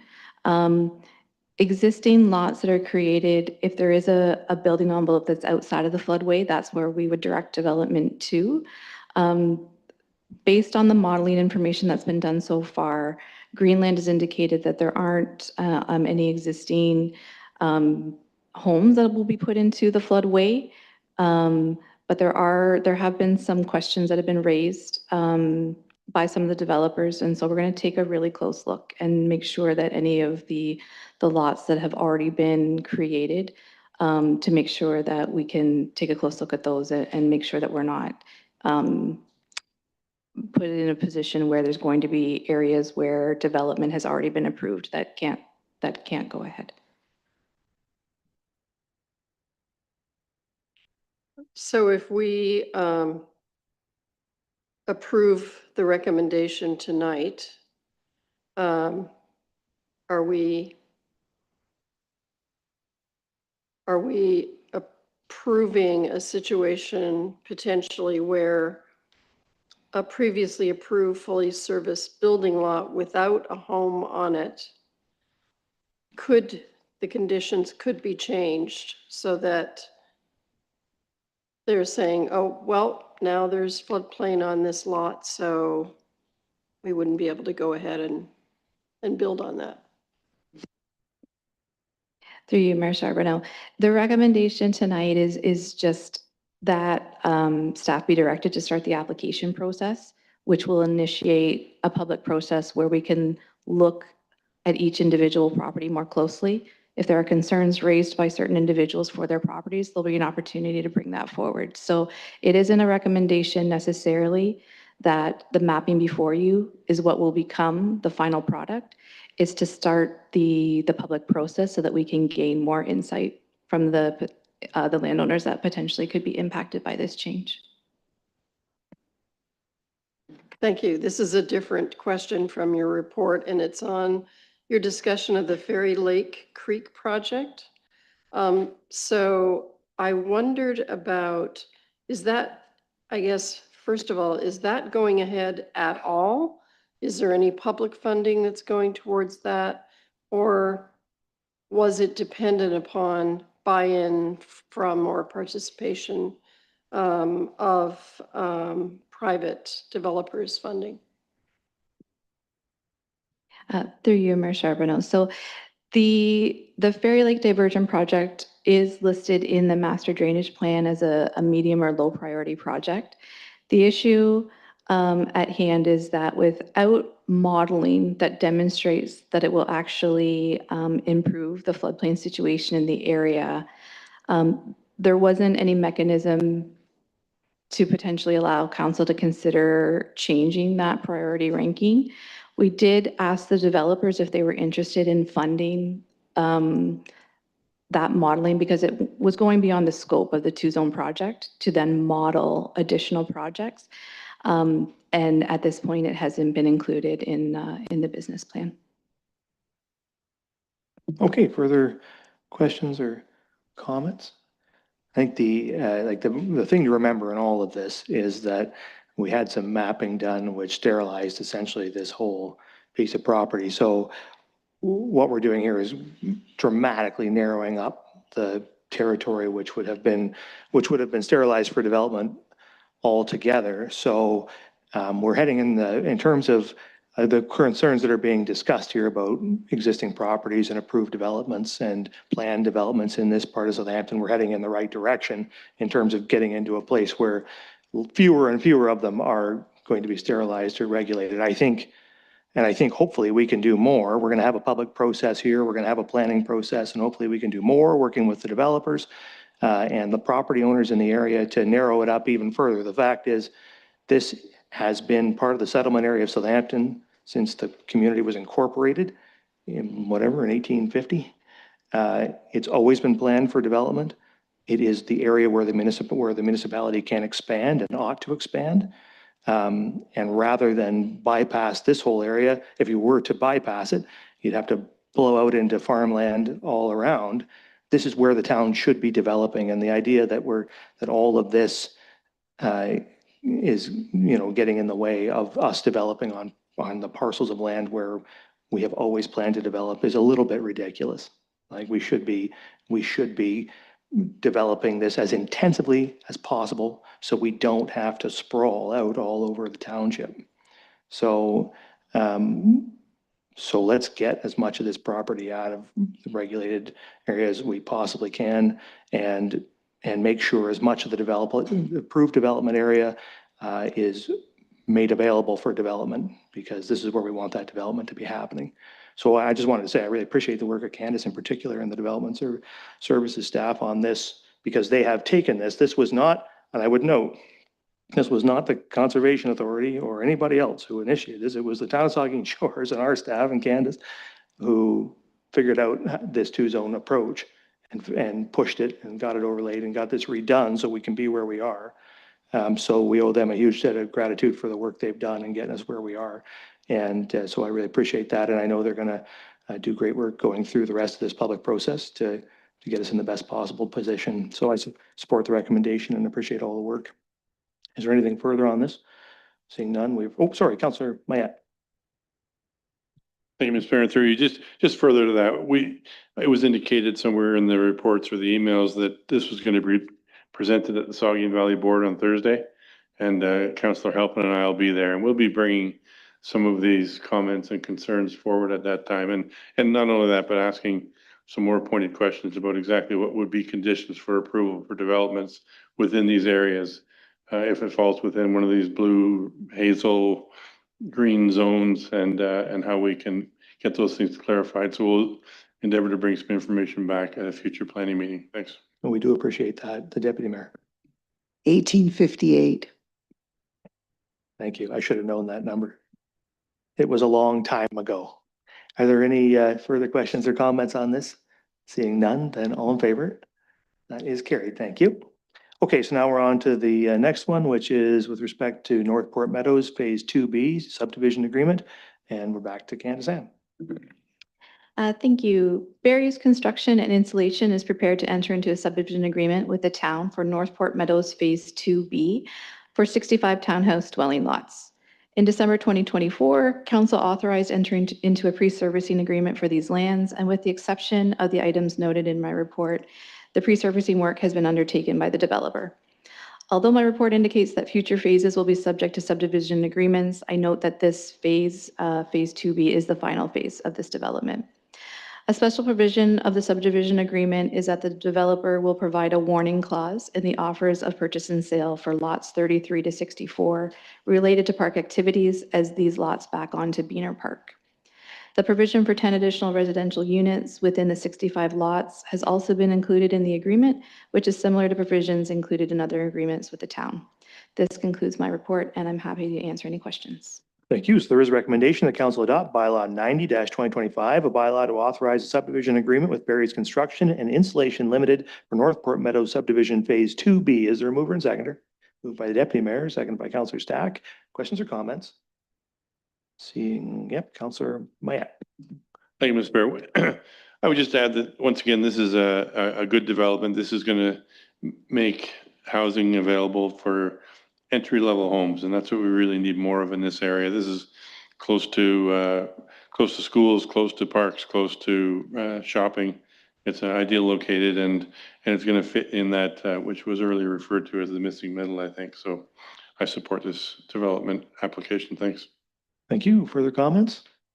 Seeing none, I just agree with those comments. Those townhouses are a great addition. That's a nice type of development to have in this area. So yeah, it's an excellent development. And I assume the warning clause will just tell people to make sure to have their ball glove when they're hanging out in their backyard. So, all right. So with that, I'll ask all in favor. That's carried. All right. So now we're on to 7.3 Summerside Phase 11 subdivision agreement. And Candace. Thank you again, Mayor Charbonneau. Lord Elgin Estates Developments is prepared to enter into a subdivision agreement with the town for Summerside Phase 11. The Summerside draft plan of subdivision was originally approved in 2011. A major revision that incorporated the school block was approved in March 2025. The lands have been zoned and draft approved for either residential or institutional development. In January 2025, the Ministry of Education announced that the Blue Water District School Board was approved for $17.8 million in funding to support a new elementary school in Port Elgin. The subdivision agreement will allow for the proposed school block to be serviced and ready for this development. The agreement includes a provision that the developer may, subject to written authorization from the town and at their own risk, start construction prior to the registration of the plan. Staff also recommended changes within the draft agreement to ensure that Block 2 continues to be transferred to the town as originally envisioned in the draft plan, and to ensure that servicing over Block 2 is available to any lands the town deems necessary. The developer has reviewed and is accepting of these recommended changes. This concludes my report, and I'm happy to answer any questions.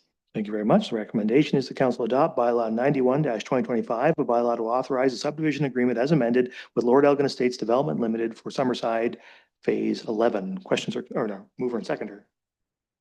Halpin and Stack, questions or comments? I don't, so Councillor Halpin. Thank you, Mayor, through you. Any idea when this block for the school, when that construction would be starting? Any information on that, Candace? Not necessarily for the school itself, but I know the developer is anxious to allow for the extension of Waterloo Street and the servicing installation to commence almost immediately upon execution of the agreement. Thank you. Thank you. Further questions, comments? Another excellent one to see moving forward. All right, you've heard the resolution. It's been moved and seconded. All in favor? That is carried. Okay, so now we're on to the bylaws. There are 7 bylaws there for your consideration. Anybody wish to consider any of the bylaws separately? Don't see. Oh, Councillor Grace, yes. Yes, Mr. Mayor, I'd ask for separate consideration of 13.7, the bylaw on the cultural heritage official plan amendment, since I am proposing an amendment to that amendment with some comments. Yes, okay. Anybody else have any others they want to consider separately? Okay, so we'll deal with the first 6 first then. So the resolution is that bylaws 86-2025, 87-2025, 88-2025, 89-2025, 90-2025, and 91-2025 are hereby read, passed, and sealed this 15th day of September 2025. Is there a mover and seconder? The Deputy Mayor, Councillor Halpin, discussion. Seeing none, all in favor? That is carried. And now I have a resolution that bylaw 72-2025 is hereby read, passed, and sealed this 15th day of September 2025. Is there a mover and seconder? Moved by the Deputy Mayor, second by the Vice Deputy Mayor. Questions or comments? Councillor Grace. Thank you, Mr. Mayor. At the last meeting where this proposed amendment was discussed, the issue of how do we define character, which is a term which is referred to frequently by members of council, staff, the public in planning matters, was discussed. And Mr. Mayor, you asked for anyone who wanted to offer some direction about a definition of character for Saugeen Shores to present that. So that's what I'm doing tonight. I worked with Jay and Jake to come up with this language for council's consideration. For resources, I referred to the most recent version of our Cultural Heritage Master Plan, as well as looking at character statements that are published by municipalities such as Niagara-on-the-Lake, Newmarket, Milton, Ottawa, Toronto, and Oakville. It's very difficult, I think, to define a community's character. Use in planning matters is challenging because it's so subjective and arbitrary. If you poll a number of people, they would have probably a different definition. When I was doing this, I was thinking about the US Supreme Court's 1964 famous test related to obscenity, where one of the justices said, "I know it when I see it." But unfortunately, I don't think that would hold up to a legal test before the Ontario Land Tribunal. So I was trying to come up with some kind of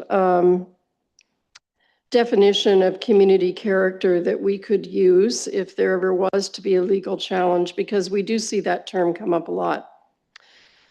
And I wanted to do this not just because of planning discussions and because it's used as an argument for or against proposed developments frequently, but because I think that preservation of a community's character, I think we do have a distinctive character in Saugeen Shores, is a vital contributor to that community's economic health and its sustainable future, because I think our character or features of our character attract economic investment either by individuals or by businesses, and attract tourism and tourists, because and tourism is one of our major economic drivers. Maintaining the character of our town doesn't preclude, in my opinion, a commitment to expanding our affordable housing program, as evidenced by some of our most recent affordable housing initiatives. The application we have tonight, the partnership with Habitat for Humanity, I think that those designs that we were presented with are consistent with the character of our town. We have our successful free architectural designs that are available to individuals and developers to use. And I think that those designs, which support increased density, are also consistent with the character of our community. I guess the bottom line for me is that that we need a growing tax base in order to continue to invest in and expand our affordable housing programs and offer other amenities and important programs that make and will continue to make our community strong and sustainable. So hopefully the character definition that was sent to you today in the proposed amendment will assist in preserving the character which attracts positive, sustainable growth in our community. It was my attempt to try to come up with something that I thought envelops a lot of attractive and meaningful features of what I think most people in the town of Saugeen Shores would identify as being characteristics or features of our character as a town. So that said, do you want me to read this proposed amendment, Mr. Mayor, or? Well, I guess I would say, I mean, all the members have had an opportunity to read it, I assume, yes? So why don't, for the time being, Councilor, if you want to amend the bylaw and add these sections, I would make a motion to that effect. So I am moving that we amend the proposed cultural heritage official plan amendment that's presented before us by adding section 2.4.5.15 that is drafted in the proposed amendment that I submitted. Thank you. Is there a seconder? Seconded by the Deputy Mayor. Discussion to the resolution. The Deputy Mayor. I just want to thank Councillor Grace for her work on this. It's a tough definition to come up with, and this is a great contribution. Thank you. I guess I'll make a comment. I think, and I would also like to thank Councillor Grace for doing a lot of work on this, and it's really good. I guess the only thing I would note is you're going to put a lot of language into the OP here, which is the most important document that guides the entire development of the municipality. We haven't done anything with the public on this. It's just appearing now for the first time. And if we adopt it tonight, it goes directly into the OP. My suggestion to council would be that this should have some sort of public process connected to it before council decides to put it in the plan. So I would only suggest that my suggestion would be that council does not adopt this tonight. That's not suggesting I oppose it. Only suggesting that I would like to see it run through a public process of some nature. And I wonder if we could defer the resolution and direct staff to invite the public to comment on it for a period of time, or if there's some process by which we could get some public input on it prior to council taking a vote on it. That's a suggestion, but I guess that's a thought. Councillor Grace? Yes, I'd prefer that. I guess I was responding to the comments that the last time we discussed this, where it was like, come forward with an amendment. and the wording, or we're not going to do anything about it. So that's what I was kind of responding to, or that was my interpretation of the message. So I do think it's important, because this is my subjective, arbitrary, well, not so arbitrary, but it's my subjective spin on what our character is. But yeah, we should definitely be getting public input on this.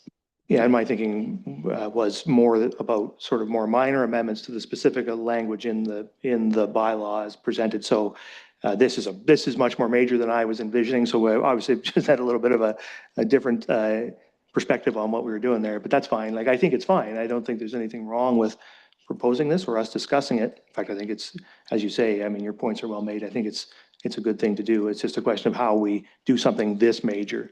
And I think it's sort of, to me, it kind of reaches the level of needing to hear from the public on it. Councillor Halpin.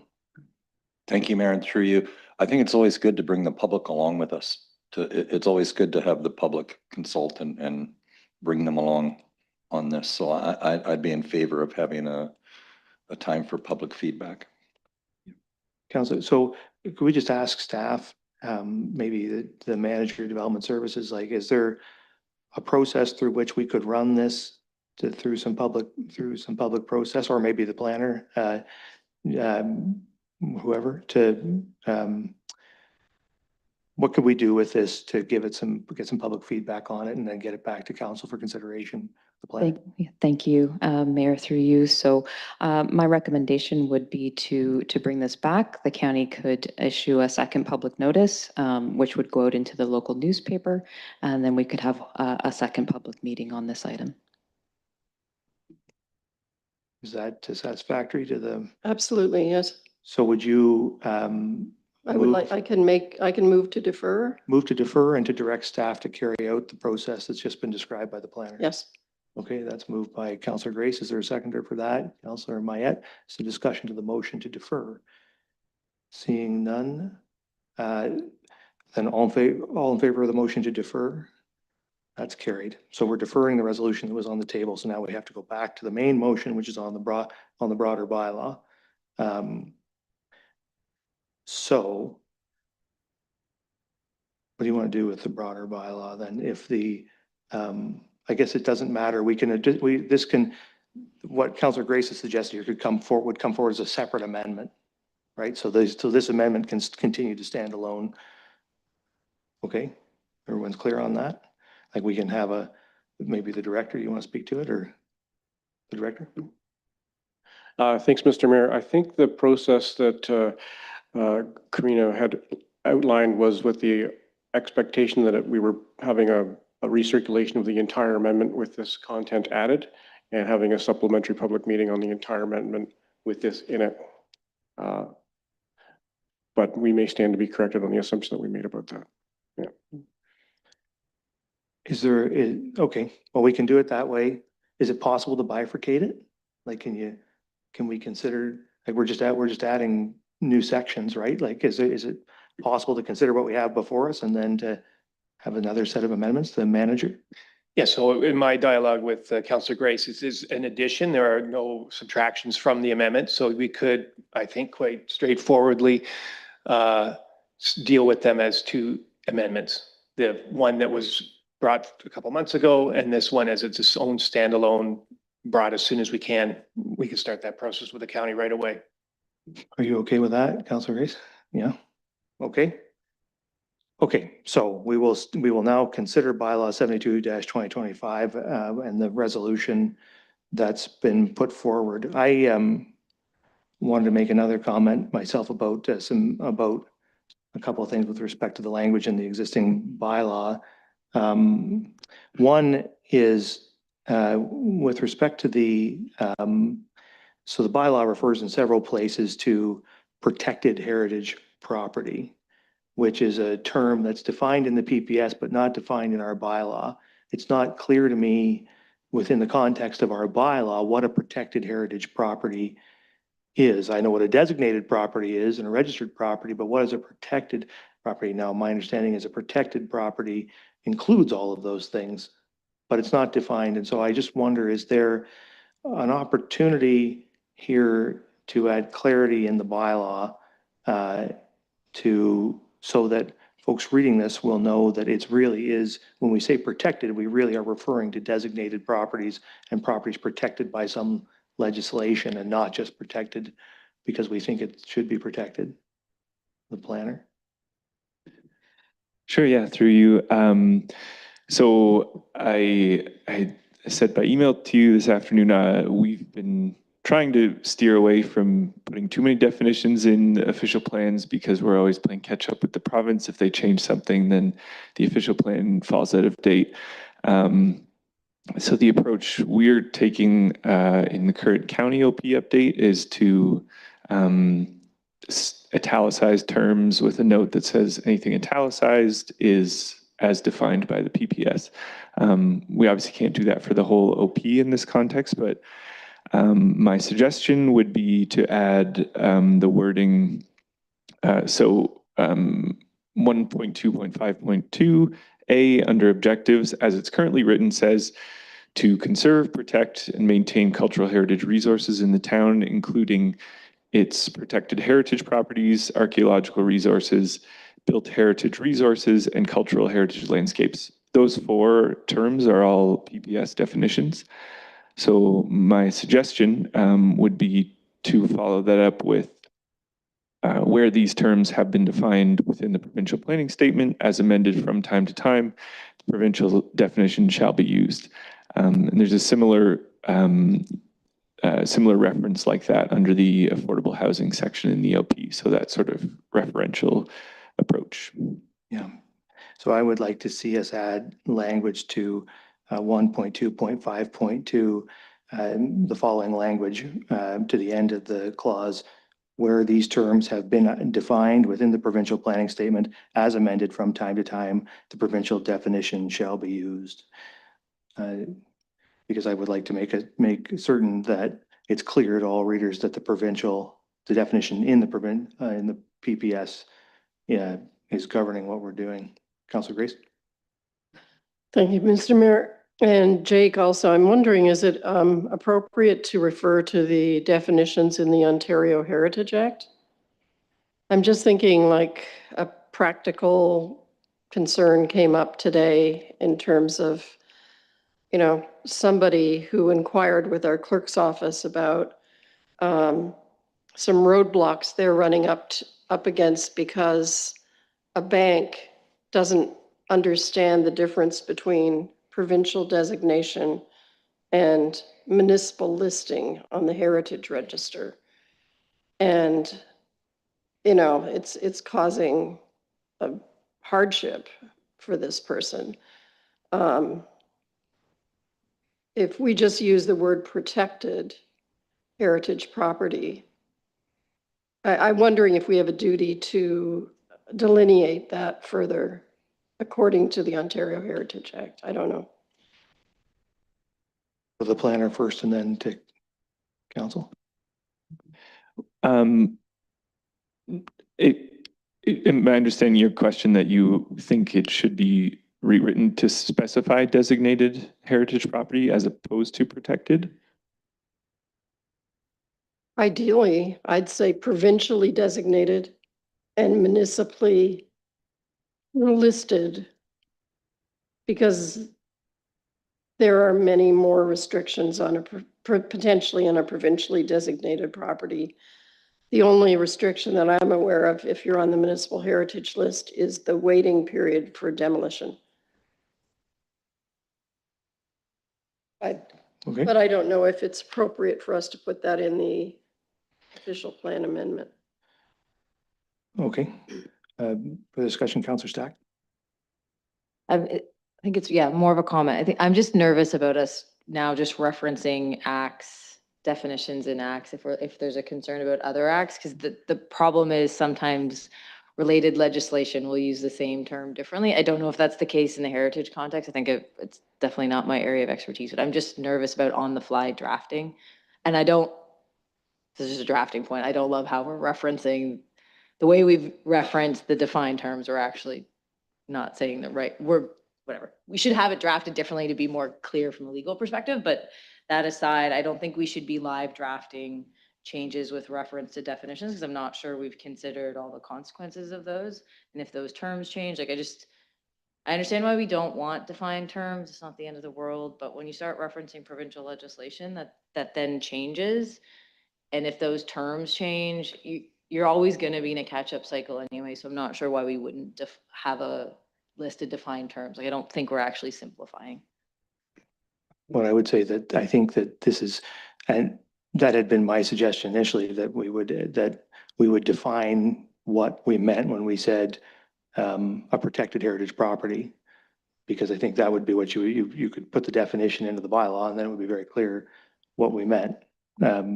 Right now, it's an undefined term in our bylaw, and you have to reference another act to figure out what it means, and that can change because the province can just change it. So, to me, I don't like that lack of certainty and the broadness of it. So, I mean, to me, and this is what I had suggested when I was talking to you initially, my first reaction would be just define it, as Councillor Stack is suggesting, but there's some disagreement over whether that should be what you do. Anyway, we'll take more comments on it. The Deputy Mayor. There is something here that is, it's a replacement for 2.4.1.1.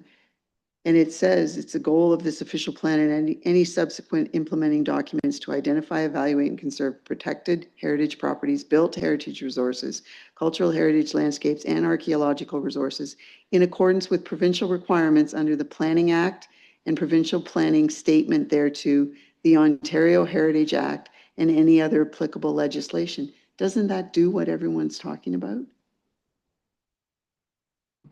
Because all three things are Planning Acts mentioned, PPS, and the Heritage Act. I guess the difficulty is it doesn't clarify what's in the act. Like, what does it mean?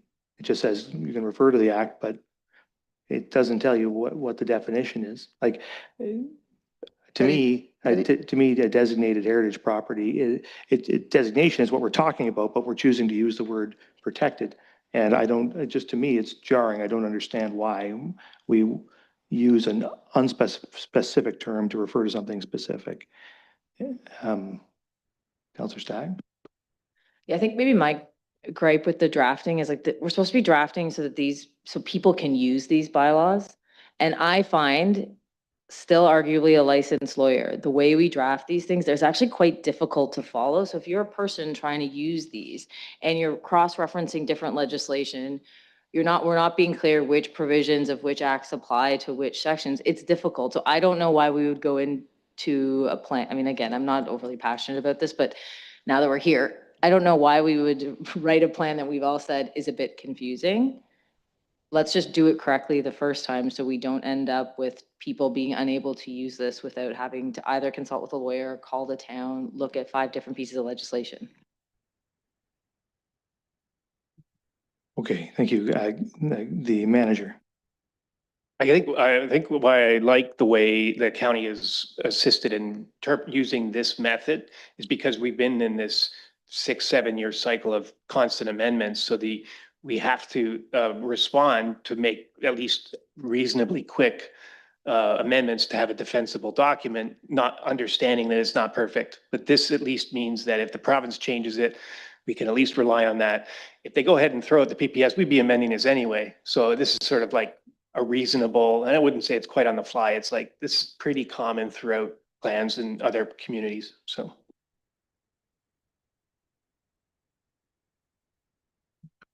Okay. I mean, I think, and we're gonna get bogged down here in this thing again, and it's my fault. So there you go. But I just think that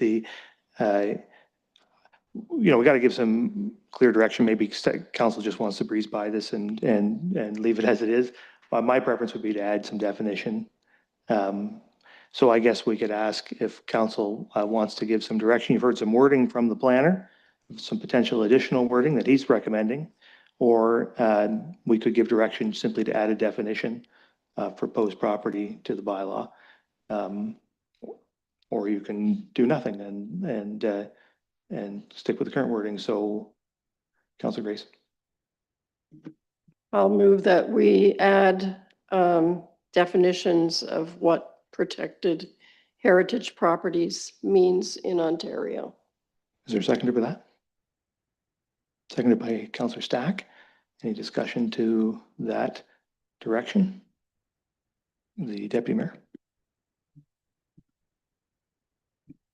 I'm just not understanding how the language that is proposed here says in accordance with provincial requirements under 3 different things. And those provincial requirements, they set out how something gets defined. So I don't understand why we need to add to that. Because the Ontario Heritage Act has requirements for how something gets categorized, or how something gets designated, or how something gets listed. So it's there. The provincial planning statement sets out in its requirements how something is, how the language is used. So is it necessary to go further than that? It isn't clear to me in reading it what it means. So I don't know. That's all I can, the only answer I have. Councillor Grace?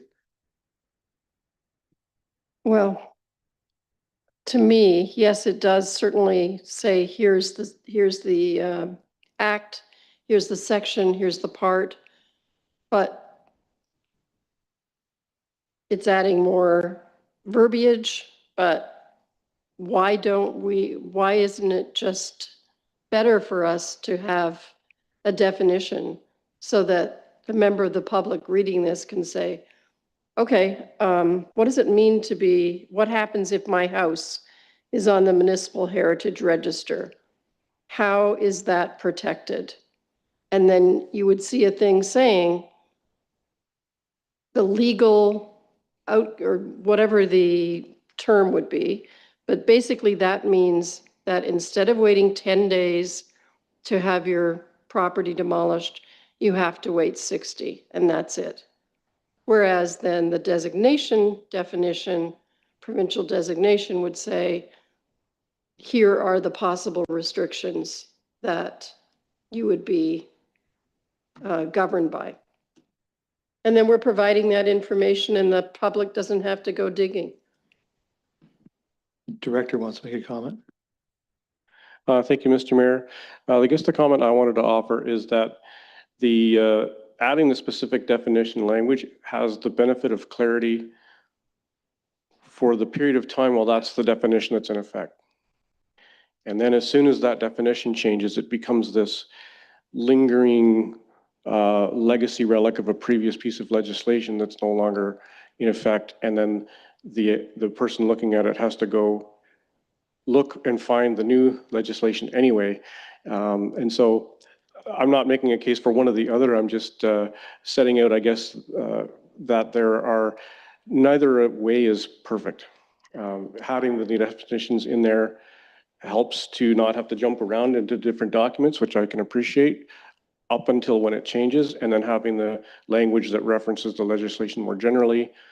We could potentially, staff have been talking about, do we add as amended from time to time? Maybe that helps.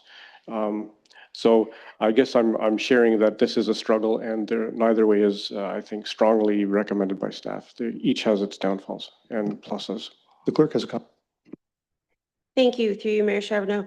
There is instances where in the past where town bylaws have included references to different pieces of legislation as a definition or to further define something. I can think of some instances in the procedural bylaw where we have done that. And the benefit of having it to just go back to that source document allows us to not have to repeat it, for one thing, in a bylaw, but also it allows for that flexibility where if the province does make some amendments, it is automatic. And then also, just as a point of note, I'm not a planner, of course, and complexities between official plans and provincial documents. There's always the matter of paramountcy as well, in that provincial legislation is always going to take precedence over any municipal bylaw. And so having something in a municipal bylaw, unless otherwise provided for in legislation, the legislation will always take precedence. Thank you. Thank you. Okay, so where were we at there then? We had a resolution, did we? Moved and seconded on that? Yes. We did the definition. So I've had some good input from staff on that, and some good discussion. All in favor of doing that? And opposed? That's carried, I guess. Okay. The couple of other things from me on this.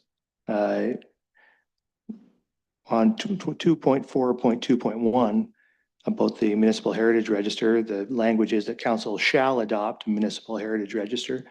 My understanding is that the adoption of a municipal heritage register is optional. Council doesn't have to have a heritage register.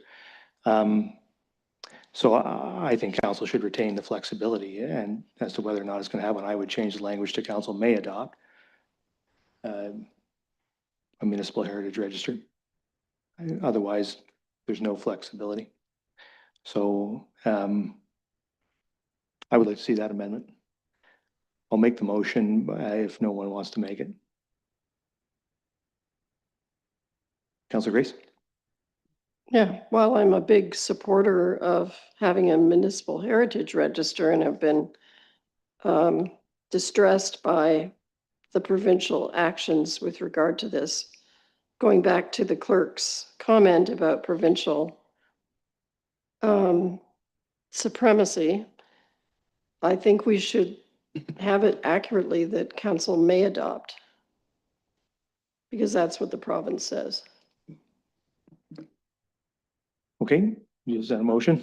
I Moved by can- Councilor Grace that the language be amended to 2.4.2.1 be amended to read council may. Is there a seconder for that? Vice Deputy Mayor?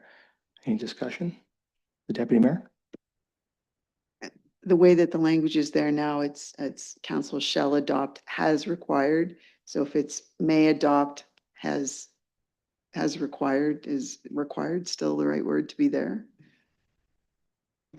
I would read that language to mean in the act of adopting it, you're doing it in the way that's required. Is there any further discussion on that? Seeing no discussion, then all in favor of the amendment? That's carried. And one more. It's with respect to the tree thing. Where is it here? Yeah, so 2.4.5.14 reads trees that have been identified as having cultural heritage value or interest shall be conserved.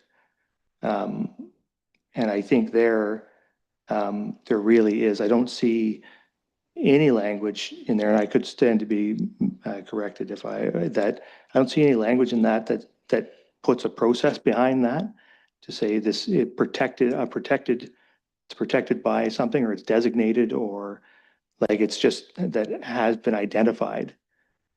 And again, you can correct me if I'm wrong. That seems really open-ended. Like, what does that mean?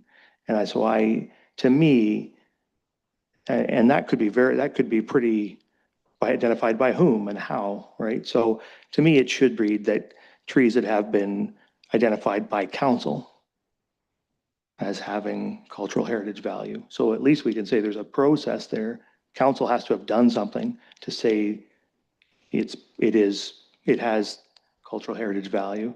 That's just a thought I have, but I think there needs to be some imposition of a process so that people can't just come in and say, well, this tree I believe has cultural heritage value, and so it should be preserved. Am I wrong about that? Is there some process embedded in that language that I'm just not understanding? No, I think your addition adds specificity that would help. Okay, so that would be a change that was just Councilor Grace. Yes, for that same thing, should we be adding, I mean, first of all, shall be conserved maybe if possible? I mean, we can think of a theoretical scenario where there's a beloved tree on private property that is, endangering something or has been, for some reason, and our tree bylaw doesn't really allow us to dictate what happens to trees, I mean, on an individual lot. So I think it's not accurate for us to say just shall be conserved, period. Maybe we could say, you know, public trees that have been identified. I think there's another way to look at it is that if you were to say identified by council, you could trust that council in its wisdom would only choose to identify something that it could imagine might be possible to preserve and that it's within its authority to preserve. So you could trust council, I guess is what I'm saying. If you were to put council in the clause, you could trust council to handle it correctly. So is there any interest in moving an amendment to add the language identified by council? Moved by Councilor Grace. Is there a seconder for the amendment? Yeah. Seconded by the deputy mayor. Any discussion? Seeing none, all in favor? That's an opposer. That's carried. Okay. Thank you for indulging me. Those are all my changes. Is there any other discussion on this? Seeing none, then the resolution now is that bylaw 72-2025 as amended is hereby read, passed, and sealed this 15th day of September 2025. The main question has been moved and seconded, so I'll ask all in favor. That's carried. Thank you. Okay, so now we're on to the confirmatory bylaw. Resolution is that bylaw 92-2025, being a bylaw to confirm the proceedings of the Council of the Town of Saugeen Shores, is hereby read and first, second, third time, finally passed and sealed this 15th day of September 2025. Is there a mover and seconder? Moved by Grace, seconded by Halpin. All in favor? That's carried. And finally, the resolution that this regular council meeting of September 15, 2025 hereby adjourns at 9:00 p.m. Is there a mover and seconder? Moved by the deputy mayor, seconded by Halpin. All in favor? Council stands adjourned. Have a good evening, everybody.